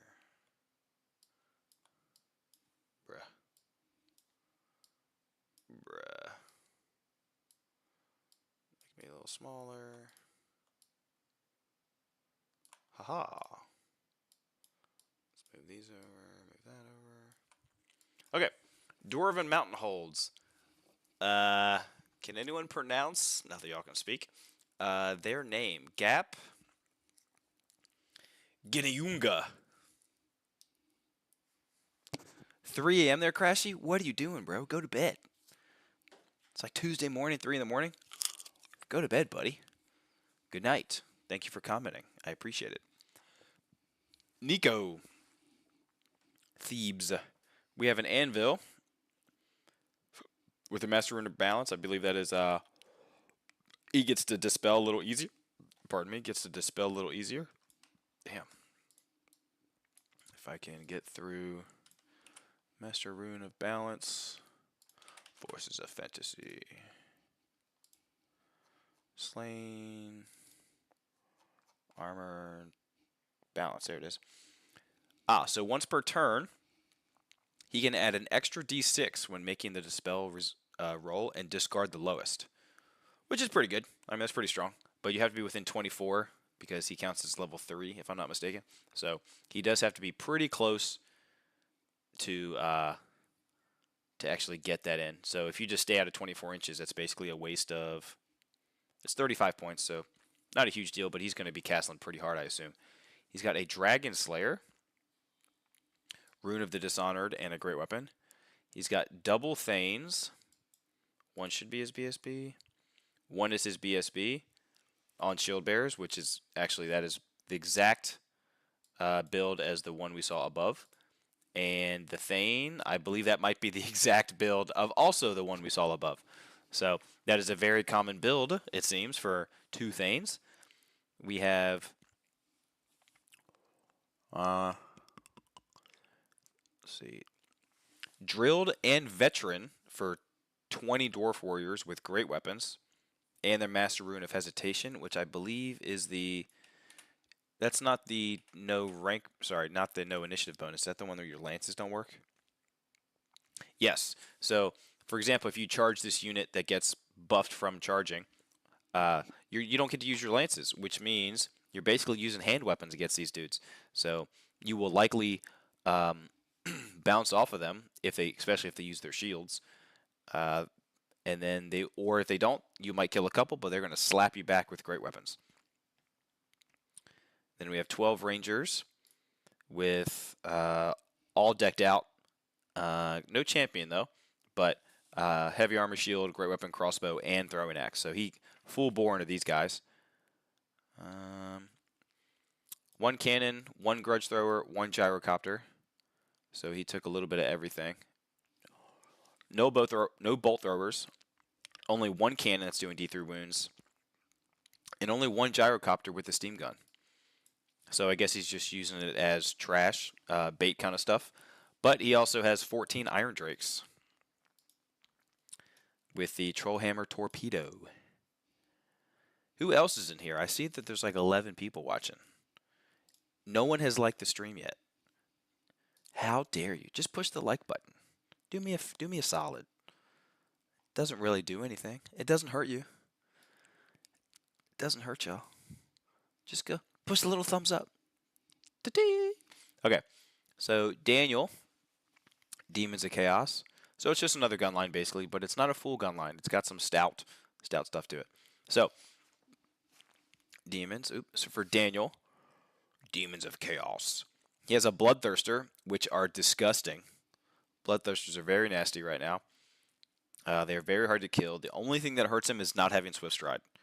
It's one of the only flying monsters one of the only flying monsters in the game, especially Fly 10 or Fly 9, that does not have Swift Stride, which is insane to me. Is it Fly 10 or 9? Either way, it probably doesn't need it, but demons need some kind of buff. They are hurting a little bit, but he also has a Demon Prince, level 4 battle magic, and he's a Demon of Tzeentch, and he has the heavy armor and Fly 9. So that's also a magic missile platform. Twin Heads, I believe that gives you an extra spell for demons. I will confirm that. I think that's what Twin Heads does. Demons of Chaos.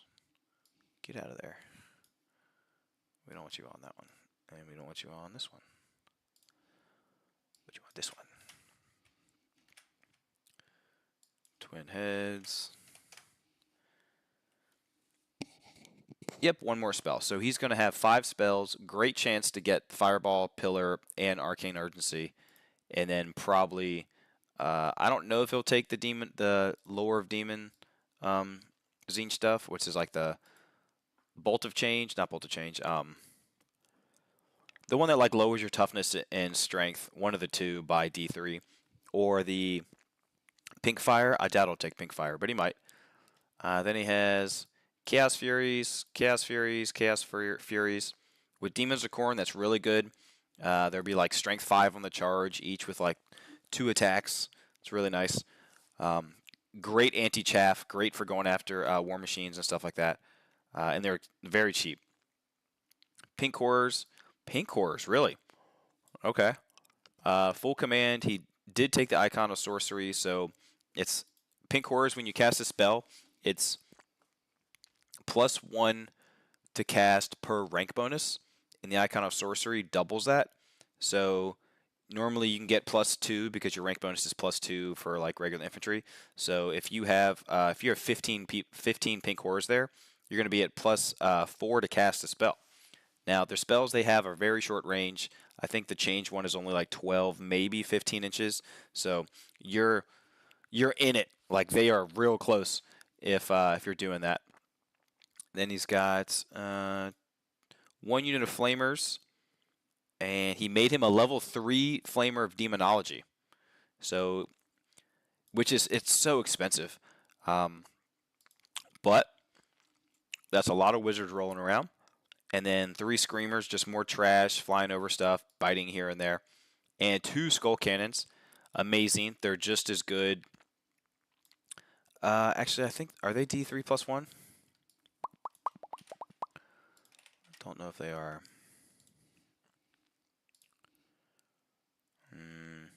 No, they're not. But it does get stomp attacks, and they're always...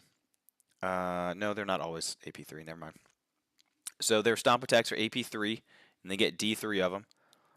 It's basically an Iron Blaster, but for demons instead of ogres. 1 less toughness than an ogre 1. 1 less wound than an ogre 1. 1 more movement. And then it's got some other stuff too. It is impetuous, so you got to be careful about that.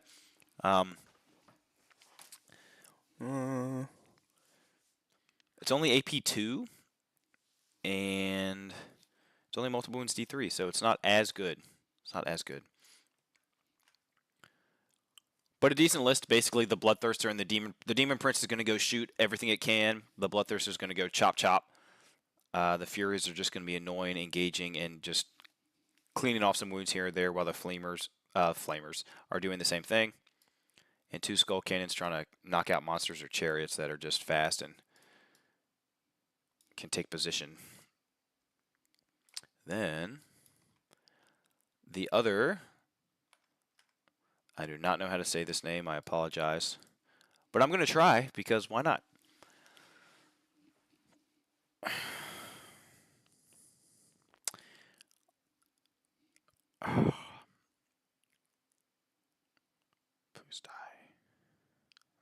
Pustai.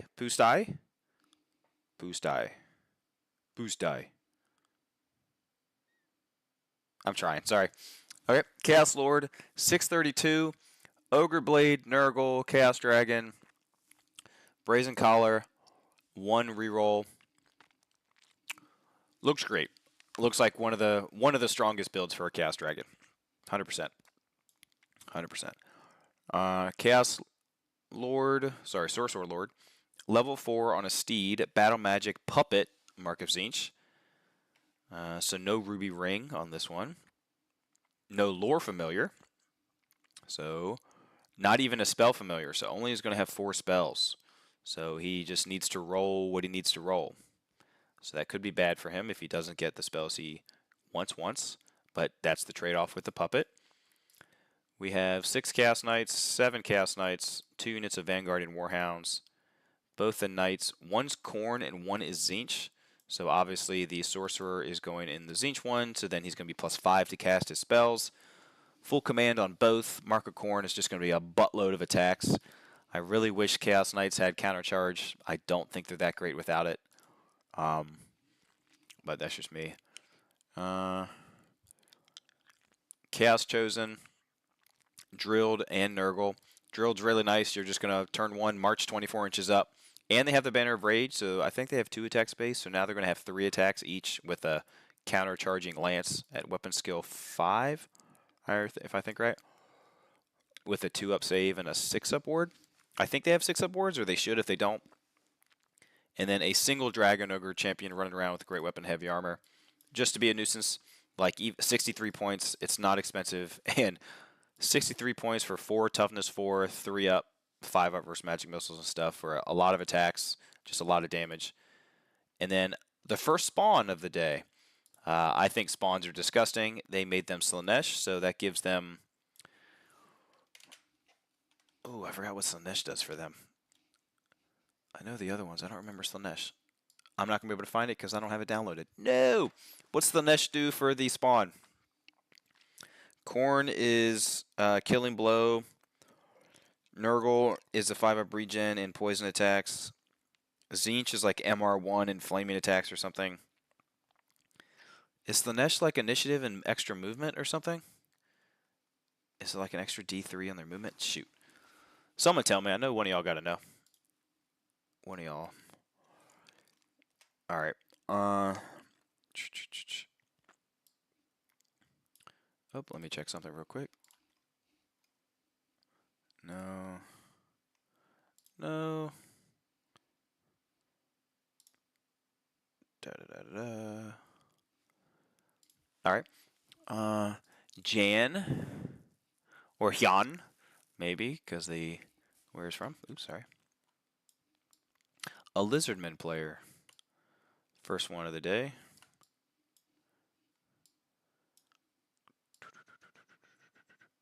There you go, get y'all to see it a little easier. He has a Scarvet on a Carnosaur with the Glyph necklace. Now, I don't really know Lizardmen, so give me a minute. Let me pull up their PDF. Lizards. Of course, it's going to pull up here when I don't want it to. Glyph necklace is an award save. 5-up ward and MR2. Oops. 5-up ward and MR2. That's very good. For how many points? 45. So for 10 more points, you get MR2 compared to Talisman of Protection. That's a very good item. Then another Scarvet on a Carnosaur with the 5-up. They both just have great weapon shields, so make sure they're not taking the shield save when they're using their great weapon. Slan Mage Priest, Becalming Cognition, that used to get rid of 6s in their 7th edition book. Don't know what it does now. Reroll one of the d6 when Wizardly Dispel, which is great because if you roll Snake Eyes, you can just be like, I'm going to reroll that. So what's 36 times 6? 180 plus... hold on. 36 times 6 is 180. 136. Is it like 216 or something? I'm tired. I've been talking a while. Let me check. Hold on. 216. I was right. Okay. So 1 in 216 chance for this guy to miscast. Disgusting. So that's very good. With a level 4 Battle Magic Lore Familiar, so he's just going to be running around Magic Missile platform. Because I don't even think they can go into units now, which is insane, because he counts as a monster. So we have 10 Saurus Warriors. We have 10 Skinks, 10 Skinks, 10 Skinks. All poison. I think they just get it. 10 of them have, or 1 unit of 10 has Scouts. He has 10 Temple Guard with a Skaven Pelt Banner. Does that give you fear? What's that do?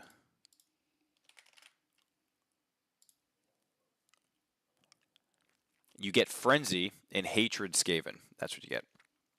So I think Temple Guard have 1 attack base, another have 3 Strength 5 attacks each. And he's got triple Bastillodon, all with the Solar Engine, which I believe shoots the Magic Missile. If I'm not mistaken.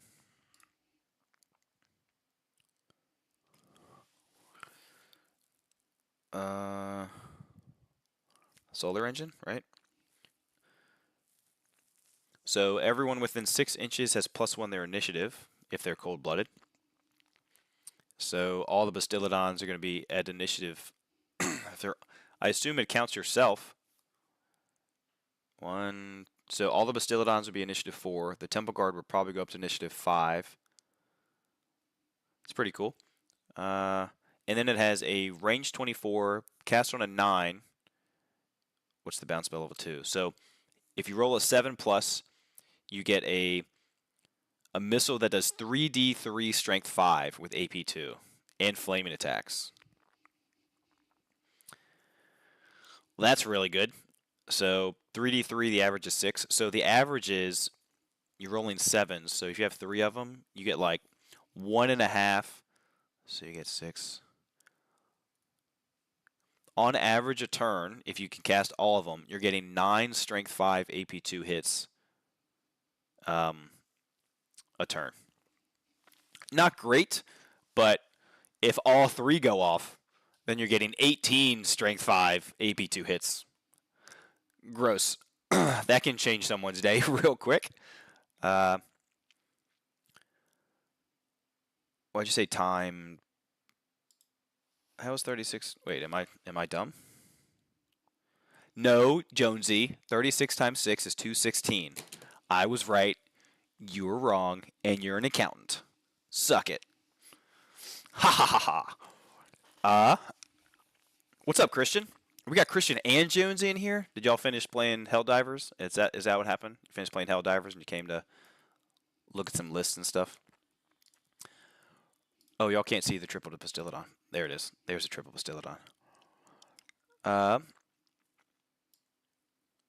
Let's see. So now we have Eric. He's playing Ogres. A Hunter? What?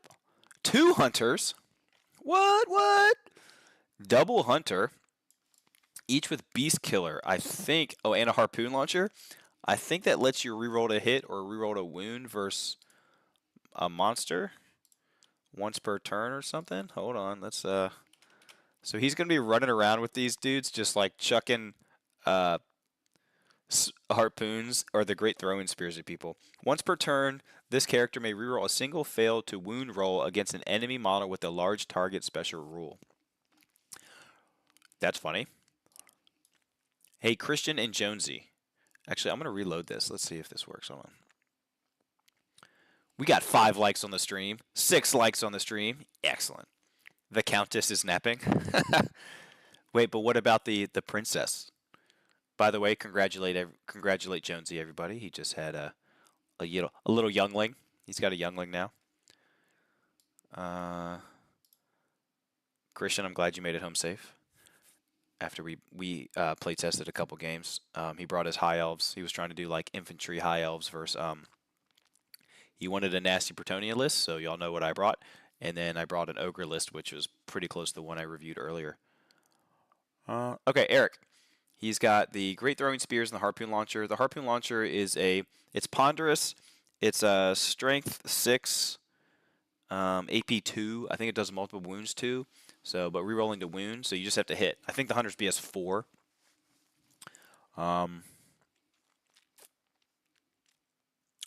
Christian says it doesn't work. What doesn't work? I don't know what doesn't work. So 2 Hunters. He has a level 4 with Lore Familiar and Ruby Ring. It's basically what I do with mine. And Longstrider to give him movement 7. Oh, I didn't think about that. That's pretty smart to give that extra movement. Smart. And then he has a Tyrant on foot with Kin Eater. I think that makes you, like, you flee one less because, like, your army is afraid of you. Like, basically they're afraid of Kin Eater. Hold on. Army General only, unless this character is fleeing friendly models within this command range, may reroll any failed panic or rally. Yeah, you're just like, don't run. Cool. Oh, the high off infantry list. Yes, it does not work. Did you reach out to any of those people to be able to print off Sisters of Avalorn? Because they're really good. Okay, let's see. He's got a unit of 5 Iron Guts with the Cannibal Totem, a unit of 4 Bulls, just 4 Bulls. Now, I assume you took him a unit of 4 because you have to kill the entire unit to get any points because it's 4 of them. 3 Saber Tusks with Vanguard, 3 Saber Tusks with Vanguard, 2 Saber Tusks with Vanguard. Why units of 3? If you're trying to do the 4 trick, so you have to kill all 4, why not just take units of 4? Because then you have to kill 2 to make you take a panic check. So why take units of 3? I don't know. Okay. Figure it out. Hello, Steve. This is the WTC, which is the World Team Championship. That is in Germany, and it is January. 1 second. I will get that for you. It is literally in a week or 2. I will find it. Hold on. I think I might have to reopen it. The tournament pack. August, not this one. That's the FAQ. Event pack. There it is. It is December 14th and 15th. So it will be just in a week and a half. So the tournament that I'm running, which is like the World Championship, which is just singles, is going to be at Nova. And August 29th, I believe, is the actual day, which is hilarious because that's my birthday. So I will be running the World Championship on my birthday, which is an amazing birthday present. I couldn't ask for anything better than that. Well, I could ask, but I would not expect anything better than that. Let's go with that. And I wouldn't want to be doing anything else because that's amazing. So, hey, look, Jonesy, he's got some... Thank you, Steve. He's got Man-Eaters. He's got a unit of 5 Man-Eaters. They have ITP and Poison. 3 with Iron Fist. 3 with Light Armor. No Vanguard or Scout. I'm surprised he doesn't have Scout. So he's just going to be shooting a lot of Strength 4 shots, hoping for Poison and not running away. That's what that looks like to me. And then he's got a unit of 3 Mournfang with, it says Magic Standard. Oh, the Bull Standard, which lets you re-roll your impact hits, which is not bad. I think their impact hits are AP 1, if I'm not mistaken, just because they're big Mournfang. Not sure. That is more of a fun list. I don't think this is a super competitive, like, I'm going to steamroll my opponents. But maybe it has some counterplay since you do get to, like, counter. This is not a list you throw out first because it, I think, gets destroyed by a lot. You have no big monsters with ogres. So if you're expecting cannons, this is good, but still cannons can kill like two monstrous infantry a turn, which is still hurts you when you don't take too many. Man, it looks like he wants to counter monsters. I'm not sure what. I want to see it. I just want to see what happens. I'm not sure. Interesting. Okay, so we'll go to the next one. We will go to Luna's because I assume maybe this one's Luna's just so I can. I don't want to leave them stranded. So sorry, Ludic. We're going to go to this one. I'm only going to Luna's because Luna plays locally, but is at the GTs that I play. So we're going to review their team. TG play. Don't know what TG stands for, but we will check them out. TG play. Philippe. Fill up. Running high elves. There you go, Christian. Let's see what this high elf list is. All right. We have a dragon with Pure of Heart.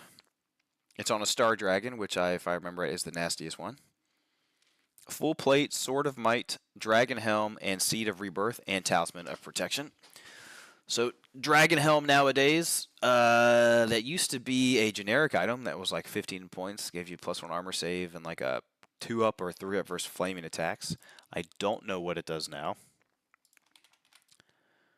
But now, gives you +1 to your armor, and you get a 6-up ward versus flaming attacks. So you pay the 10 points, actually I guess it was 10 points back then too. You're basically paying 10 points for the +1 armor save because you already have the Talisman of Protection. So you have full plate, you have, pardon me, shield, and Dragon Helm. So you have a 2-up, 5-up, 5-up. Seed of Rebirth, do you have to take 2 of those to get a 5-up? Or is it just 1? Does anyone know? Gives you a 5-up. So he's going to have a 2-up, 5-up, 5-up with a Sword of Might, and he's on a nasty, strong dragon. Seems very strong. Then he also has a Prince. Ooh, he has no magic. Nice. Okay. So he has a Prince with also on a Star Dragon. He's got Armor of Calidor.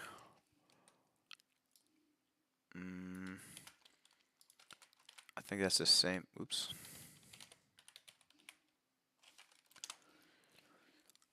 He has a 5-up ward. Okay. So both of this guy, so his Prince General has a 2-up, 5-up, 5-up. This Prince, not the General, has a 3-up, 5-up, 5-up. So you have 989 points of characters that are very tough to kill.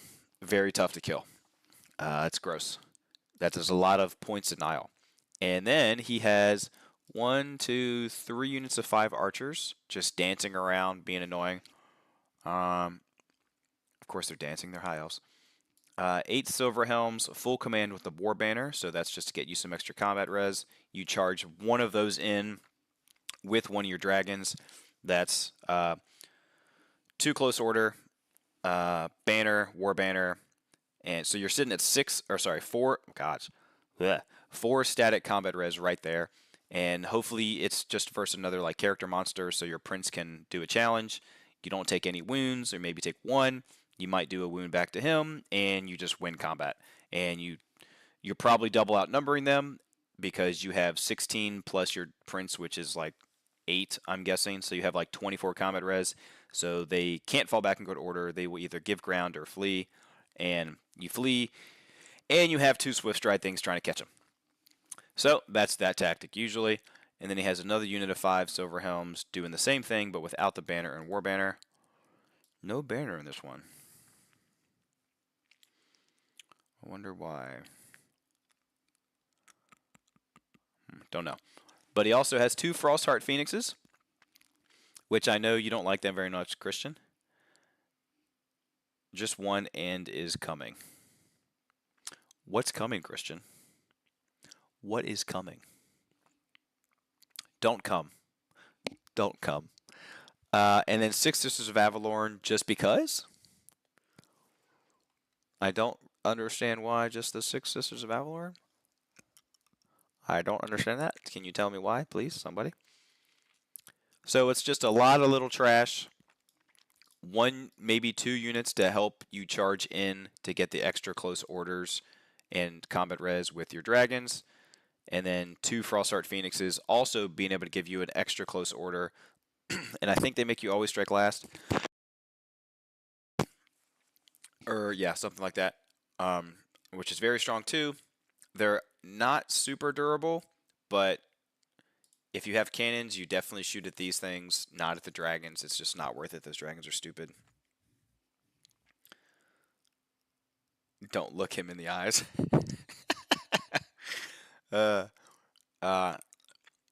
I play games with these guys, these 2 a lot, Christian and Jonesy, or sorry, yeah, Christian and Chris.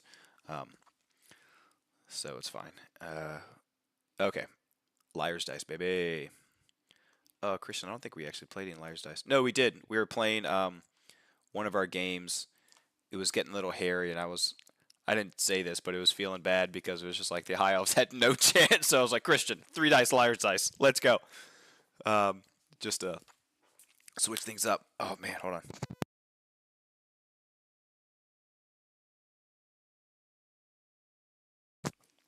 My throat's starting to go, guys. We have Frederick. We have a level 4 warding splint. I guess he took the talisman of protection on the other one. All right, he's got 2 dragons, just like the other guy. One's level 4 illusion, serpent staff, lore familiar. So just like the Tomb King up above, or Tomb High Priest up above. Doppelganger, don't charge, column of crystal, and likely your 4th one is your Tomb King one. But you could also, I think there's one that debuffs a unit too. I can't remember if it debuffs or buffs your unit, but that's the 4th one, basically, of illusion. Then you have the Tomb King with the Armor of the Ages, which I think, and basically at Nova last year, I said you can't take that on a monster. It's weird that they nerfed some other things that said like can only be infantry or cavalry only, but they didn't put it on the Armor of the Ages because why? They just like Brettonians, they gotta sell some models, and it's a beautiful model. Don't get me wrong. I finally have one painted now. It's just, and he's got the potion of toughness on it. Oh gosh, why? Disgusting. So they both have a 4 up, 5 up, 5 up, which is really good. 9 spectral stalkers. Okay, that's new. I haven't seen that one. 9 spectral stalkers. They're not the ones that have serpent riders. They're the ones that have the gaze attack. And I think it's like D3 shots per each one. But they're an ambush, so he's going to like go up there with his high priest and arise. 9 stalkers? 9 of them. I mean, they are core. They are basically like monstrous cav, I think. That is crazy. Blue, what's the comp rules, if any? I didn't see any comp rules for WTC. There's no comp, if I remember right.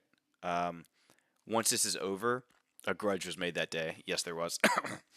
For his wedding, Jonesy got him a book of grudges. So every time there's a grudgeon, you can write it in your book and then scratch it off if it ever gets like fulfilled. 9 stalkers. There are monsters cavalry. There are 3 toughness 4 wounds each, 2 attacks each, and they have the petrifying gaze.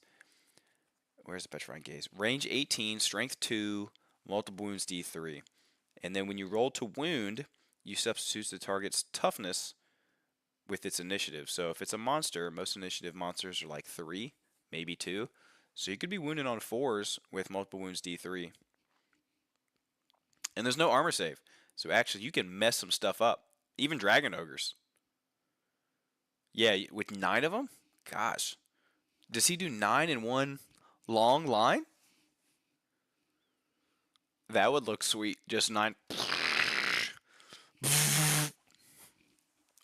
That's cool. I only own 3. I don't own 9 of these guys. Holy hell. Yeah, they have ambush Jonesy. So he's going to turn 1. He'll move his high priest up and his tomb king dragon and his double necrosphinx. I didn't know you could take those as core. That's actually really good. I thought you could only take, well, not those guys. What lets you take them as core? I didn't realize they could be taken as core. Oops. That's very good. Tomb Kings. 0 to 1, Tomb Guard, or the Stalkers may be taken as core. Why? Oh my god, that's so good. That's disgusting. Because they're also movement 7, and they have Swift Stride. They have a 5 up armor and a 6 up regen. That's disgusting. They have halberds, so there'd be strength 5, AP 1 in combat. Not many attacks, but they can make an additional D3 attacks at strength 4 -1. Yeah, they kill monsters infantry, and they mess up a lot of monsters, and they have double Necrosphinx with and double dragon, and 2 Tomb Scorpions. I don't think that list is going to lose a game. So that's what I'm saying. Like, if you give a competent person a list like this, they will not lose a game. I don't know what the percentage chance to win, but like, I just don't think you lose. You just don't lose many games with that. I think one of the spells in Illusion, you can lower your initiative, right? Or is that the Tomb King one? So you can lower, even against freaking Pegasus Knights, I'm going to lower your initiative by, let's just say 1, so your Pegasus Knights are initiative 3. I'm going to shoot you with, oh, it's only 1 shot each. It's not D3 shots. I don't know what I said before. But let's just say you get 9 shots. You hit on 4s.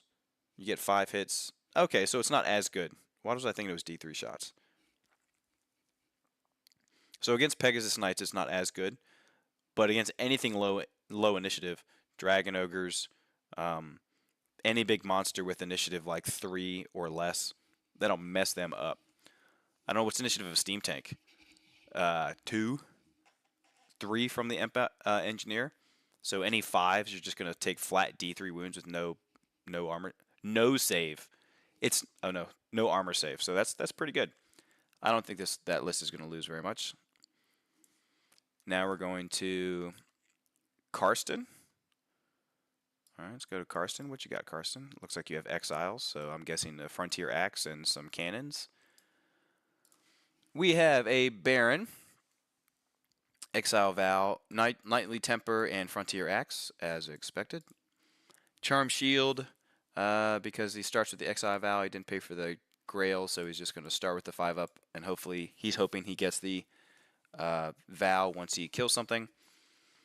He has 3 level 3 Outcast Wizards. One's Battle Magic with Lore Familiar and Ruby Ring. The other 2 are Dark Magic and Demonology. Demonology gets to reroll a miscast. What is the Flame Strike Wand? Sounds like another magic missile to me.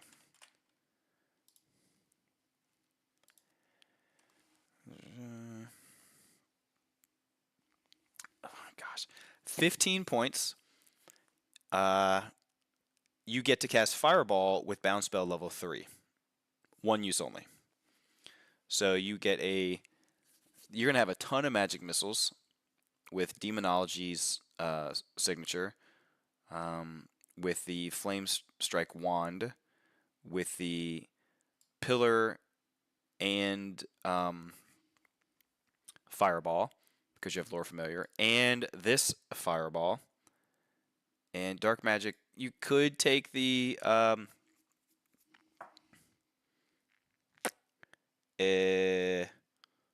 Doom Bolt. You could take the Doom Bolt, which is a blast, but probably won't. So a ton of magic missiles. And then he has a Paladin BSB with the Falcon Horn. There you go. So a rerollable 8, just shut down all your flyers. And then 7 Knights of the Realm, 8 Yeomen, and 8 Yeomen. So for the Outcast Wizards, it seems like, just to protect them. Then 10 Peasant Bowmen, 4 Pegasus for the Paladin and the Baron to go into, with the Vanguard banner. And again, I've already went through this, but I don't think it works that way, or I don't think it should work that way. And then double cannon and 5 questing knights. What are you doing with 5 questing knights? You had 144 points and didn't know what to do with it. 5 questing knights. What are you putting in 5 questing knights? One of your Outcast Wizards? Just because they don't really... I think they reroll their panic checks. I think they're stubborn too. Is that what you're doing with them? You're just putting one of the wizards in there? Why not just...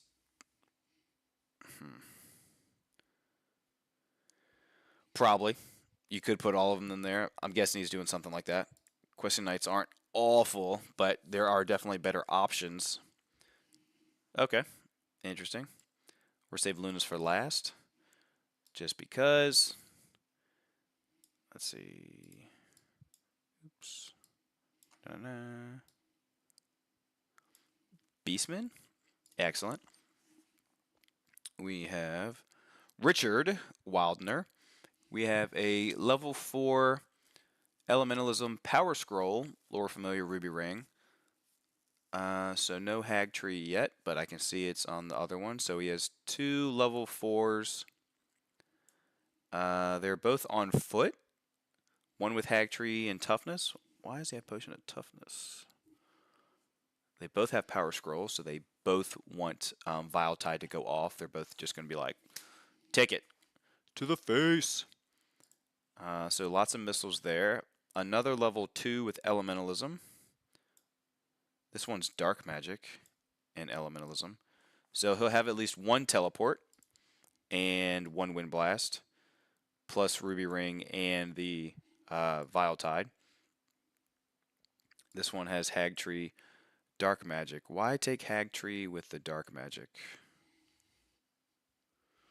Do you really want Hag Tree with the Dark Magic instead of the Wind Blast? Okay. Then a level, I don't know why, but a level 2 with Elementalism, and that's all he has. Level 2 Elementalism. We have a War Gore, BSB, War Banner, Potion of Toughness on a Chariot. There we go. So, a lot of extra combat res because you have Close Order, pardon me, Close Order, Banner, BSB, and on a Razor Gore Chariot. So he's a little tankier, or hits a little harder. I don't know if he's tankier, but hits a little harder. 20 Gores, 16 Gores, 3 units of 1 Razor Gores, which I've said before, really good. He doesn't have a Bull Gore leading these, so I guess he's just going to try and, I don't know if you buff him up with your spells or not, but that they'll at least do something. Then he has 1 Dragon Ogre that's going to have the Blackened Plate, so he'll have a 2-up save. Then he has 2 single Dragon Ogres. Neither are champions. This one is, though, because you had to do that to get the Blackened Plate. Then 5 Harpies, more trash. Then 2, finally, lots of spawn, and 2 Nurgle spawn. Nurgle spawn are very good. They have 5-up armor, 5-up regen, and poison attacks. They unbreakable, so they are just, I'm going to block you from doing anything, blast you with magic missiles and Vile Tide, which is a magic missile, and just chew you down. And on to, last but not least, we have Luna. Luna has switched up. I assume is not running Brettonians because basically this list up here was very close to Luna's. The only thing different is Luna usually would only take 1 level 3, but took the Green Knight. But they didn't take the Green Knight at the boys. I don't remember what was different. I know they took at least 1 unit 8 or 1 unit 10. I don't think they took 2, but they had 2 units of Peasant Bowmen. But I digress. So I'm guessing since they invited Luna onto the team, they had first pick to pick Brettonians, and I think Luna's trying to switch to Orcs to show that they are skilled more than just Brettonia. All right.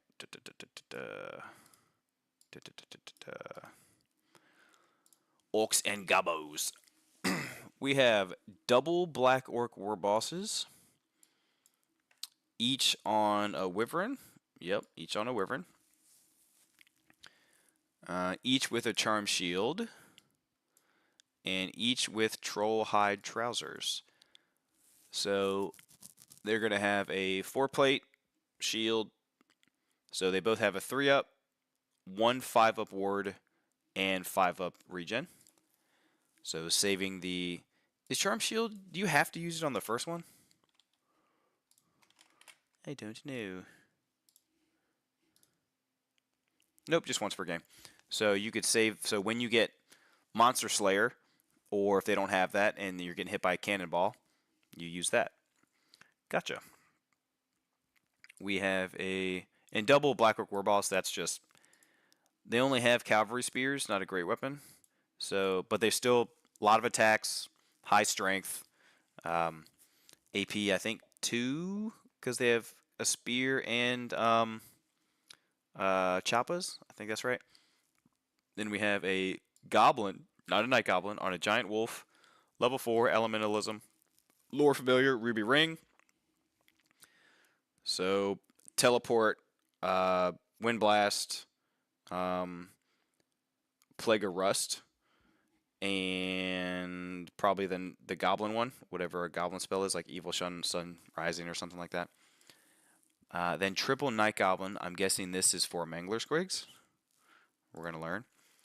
We have 1 unit of 5 black orcs, which is just a tax to take a black orc war boss. Then we have 22 goblin spider riders with a spider banner, so they have poison. And I guess the goblin goes in here. The giant wolf, probably not. Probably just going to hang out, teleporting them around. Probably. 22. Do spider riders have fire and flee? Why a spider bunker? I think they tried this at a RTT a while ago. I wish they brought this to the boys, because if they were taking this to WTC, then extra practice is good, but I'm sure they're practicing on Warhol or whatever else anyways. 5 goblin wolf riders with reserve move. They're impetuous. That's the problem with wolf riders, is that they are impetuous, so you want to keep them out from having to charge. And then the other attacks for the other war boss, or the other wyvern. Orc boys, 7 of them with biggins, so they're going to be extra strength. They'll be tough. Banner of butchery. Christian, what's the banner of butchery? Go.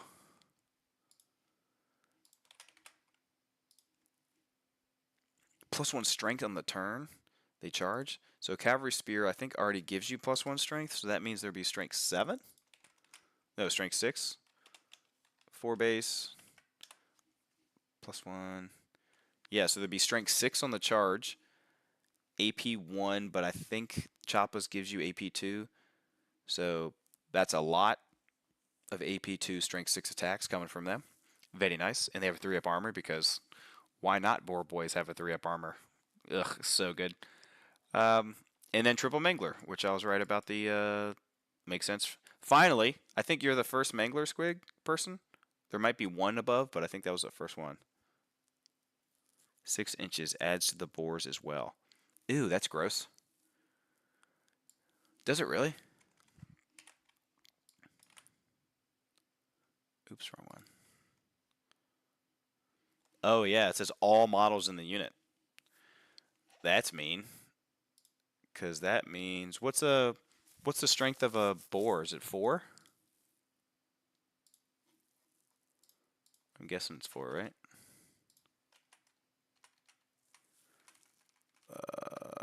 Boars. They're strength 3 based? Really? A boar's only strength 3 base? They don't get like +1 strength when they charge?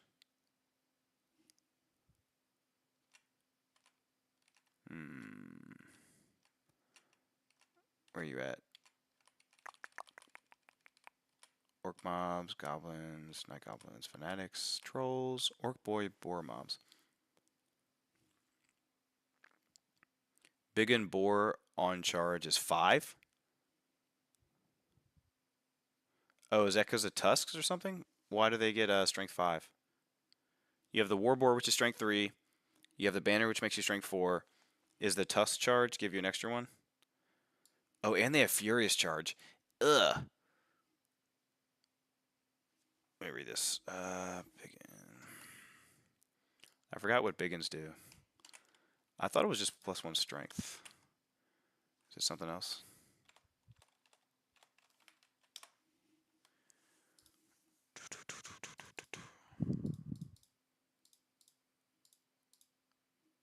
Biggins, +1 strength and armor bane 1. Oh, gross. Yeah, that's nasty. That is 195 points of slam into you and mess you up. Strong, I like it because they have 2 war bosses, which are going to be very annoying. A level 4 doing its thing, a spider bunker bus or blob, triple manglers. So you have a lot of targets that are very annoying to deal with. And I like it. Okay. 10 watching. So I'm going to post the link to all of these packets that I have. Oops, let's bring that one back up. And they will be using this unofficial FAQ. Why does it look like that?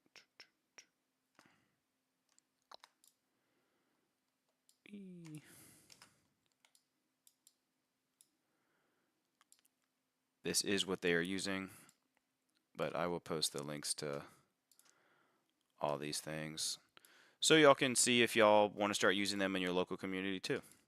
It would be great if we could get everyone on the same page in terms of working with the same FAQ. It'd be very easy from then traveling from event to event. You just know what rulings are. It makes it easier on judges, and it makes ruling, and it makes it easier on players. Hey, look, there's me, haha. But this is different from the Mid-Atlantic one. This is different. Okay, so let me get y'all the links. Who sent me those links? I believe it was in Discord, one of the Discords. Let me find this for y'all. Do I have the top 10 list from Du Bois tournament to share?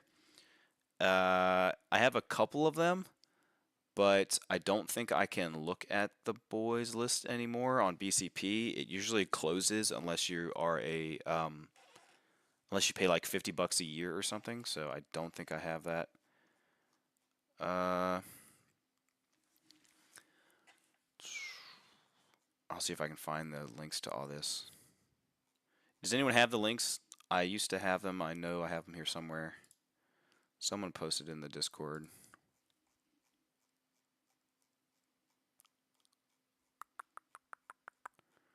You know what I'll do? I'll find them and then I will comment them on the bottom of the YouTube video. We're going to do that, and I'll pin them so y'all can see them. And I will make sure... where did that link go? Who has the links to the WCT rules packs? I'll check my history. Let's see if they're there as well.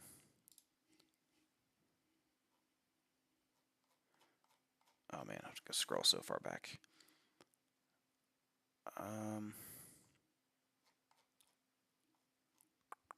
Well, I think that's it, ladies and gentlemen.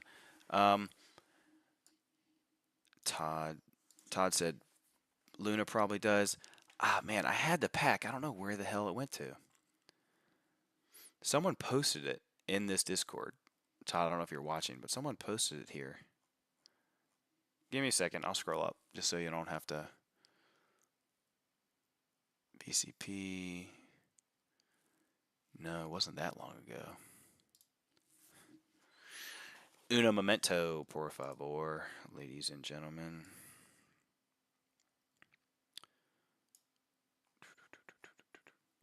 Did Luna send them to me? They might have. No, they did not. They said they would, but they never did. How dare you? Son of a bitch. Okay, well, thanks everyone for watching. I'm going to call it there. Thank you for liking the stream if you did. Thank you for subscribing if you are. Remember, I am running a tournament on the weekend after Valentine's Day. I am running one on the 22nd and 23rd. There are about 15 spots left. It is at Battlegrounds in Midlothian, Virginia. Oh, you know what? Let me pull up the next GTs. Let me do that real quick for y'all so y'all can see the next thing of GTs. Made this thing real quick so everyone can... I'll share this around if I need to, but who cares? It's big. This is what I have is next. So we have LVO is in about a month and a half.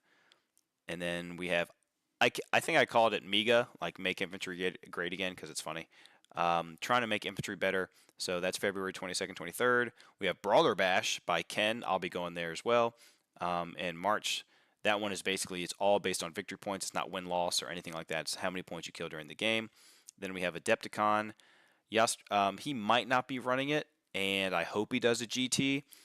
He might not do a GT, but he might also pass it on to someone else.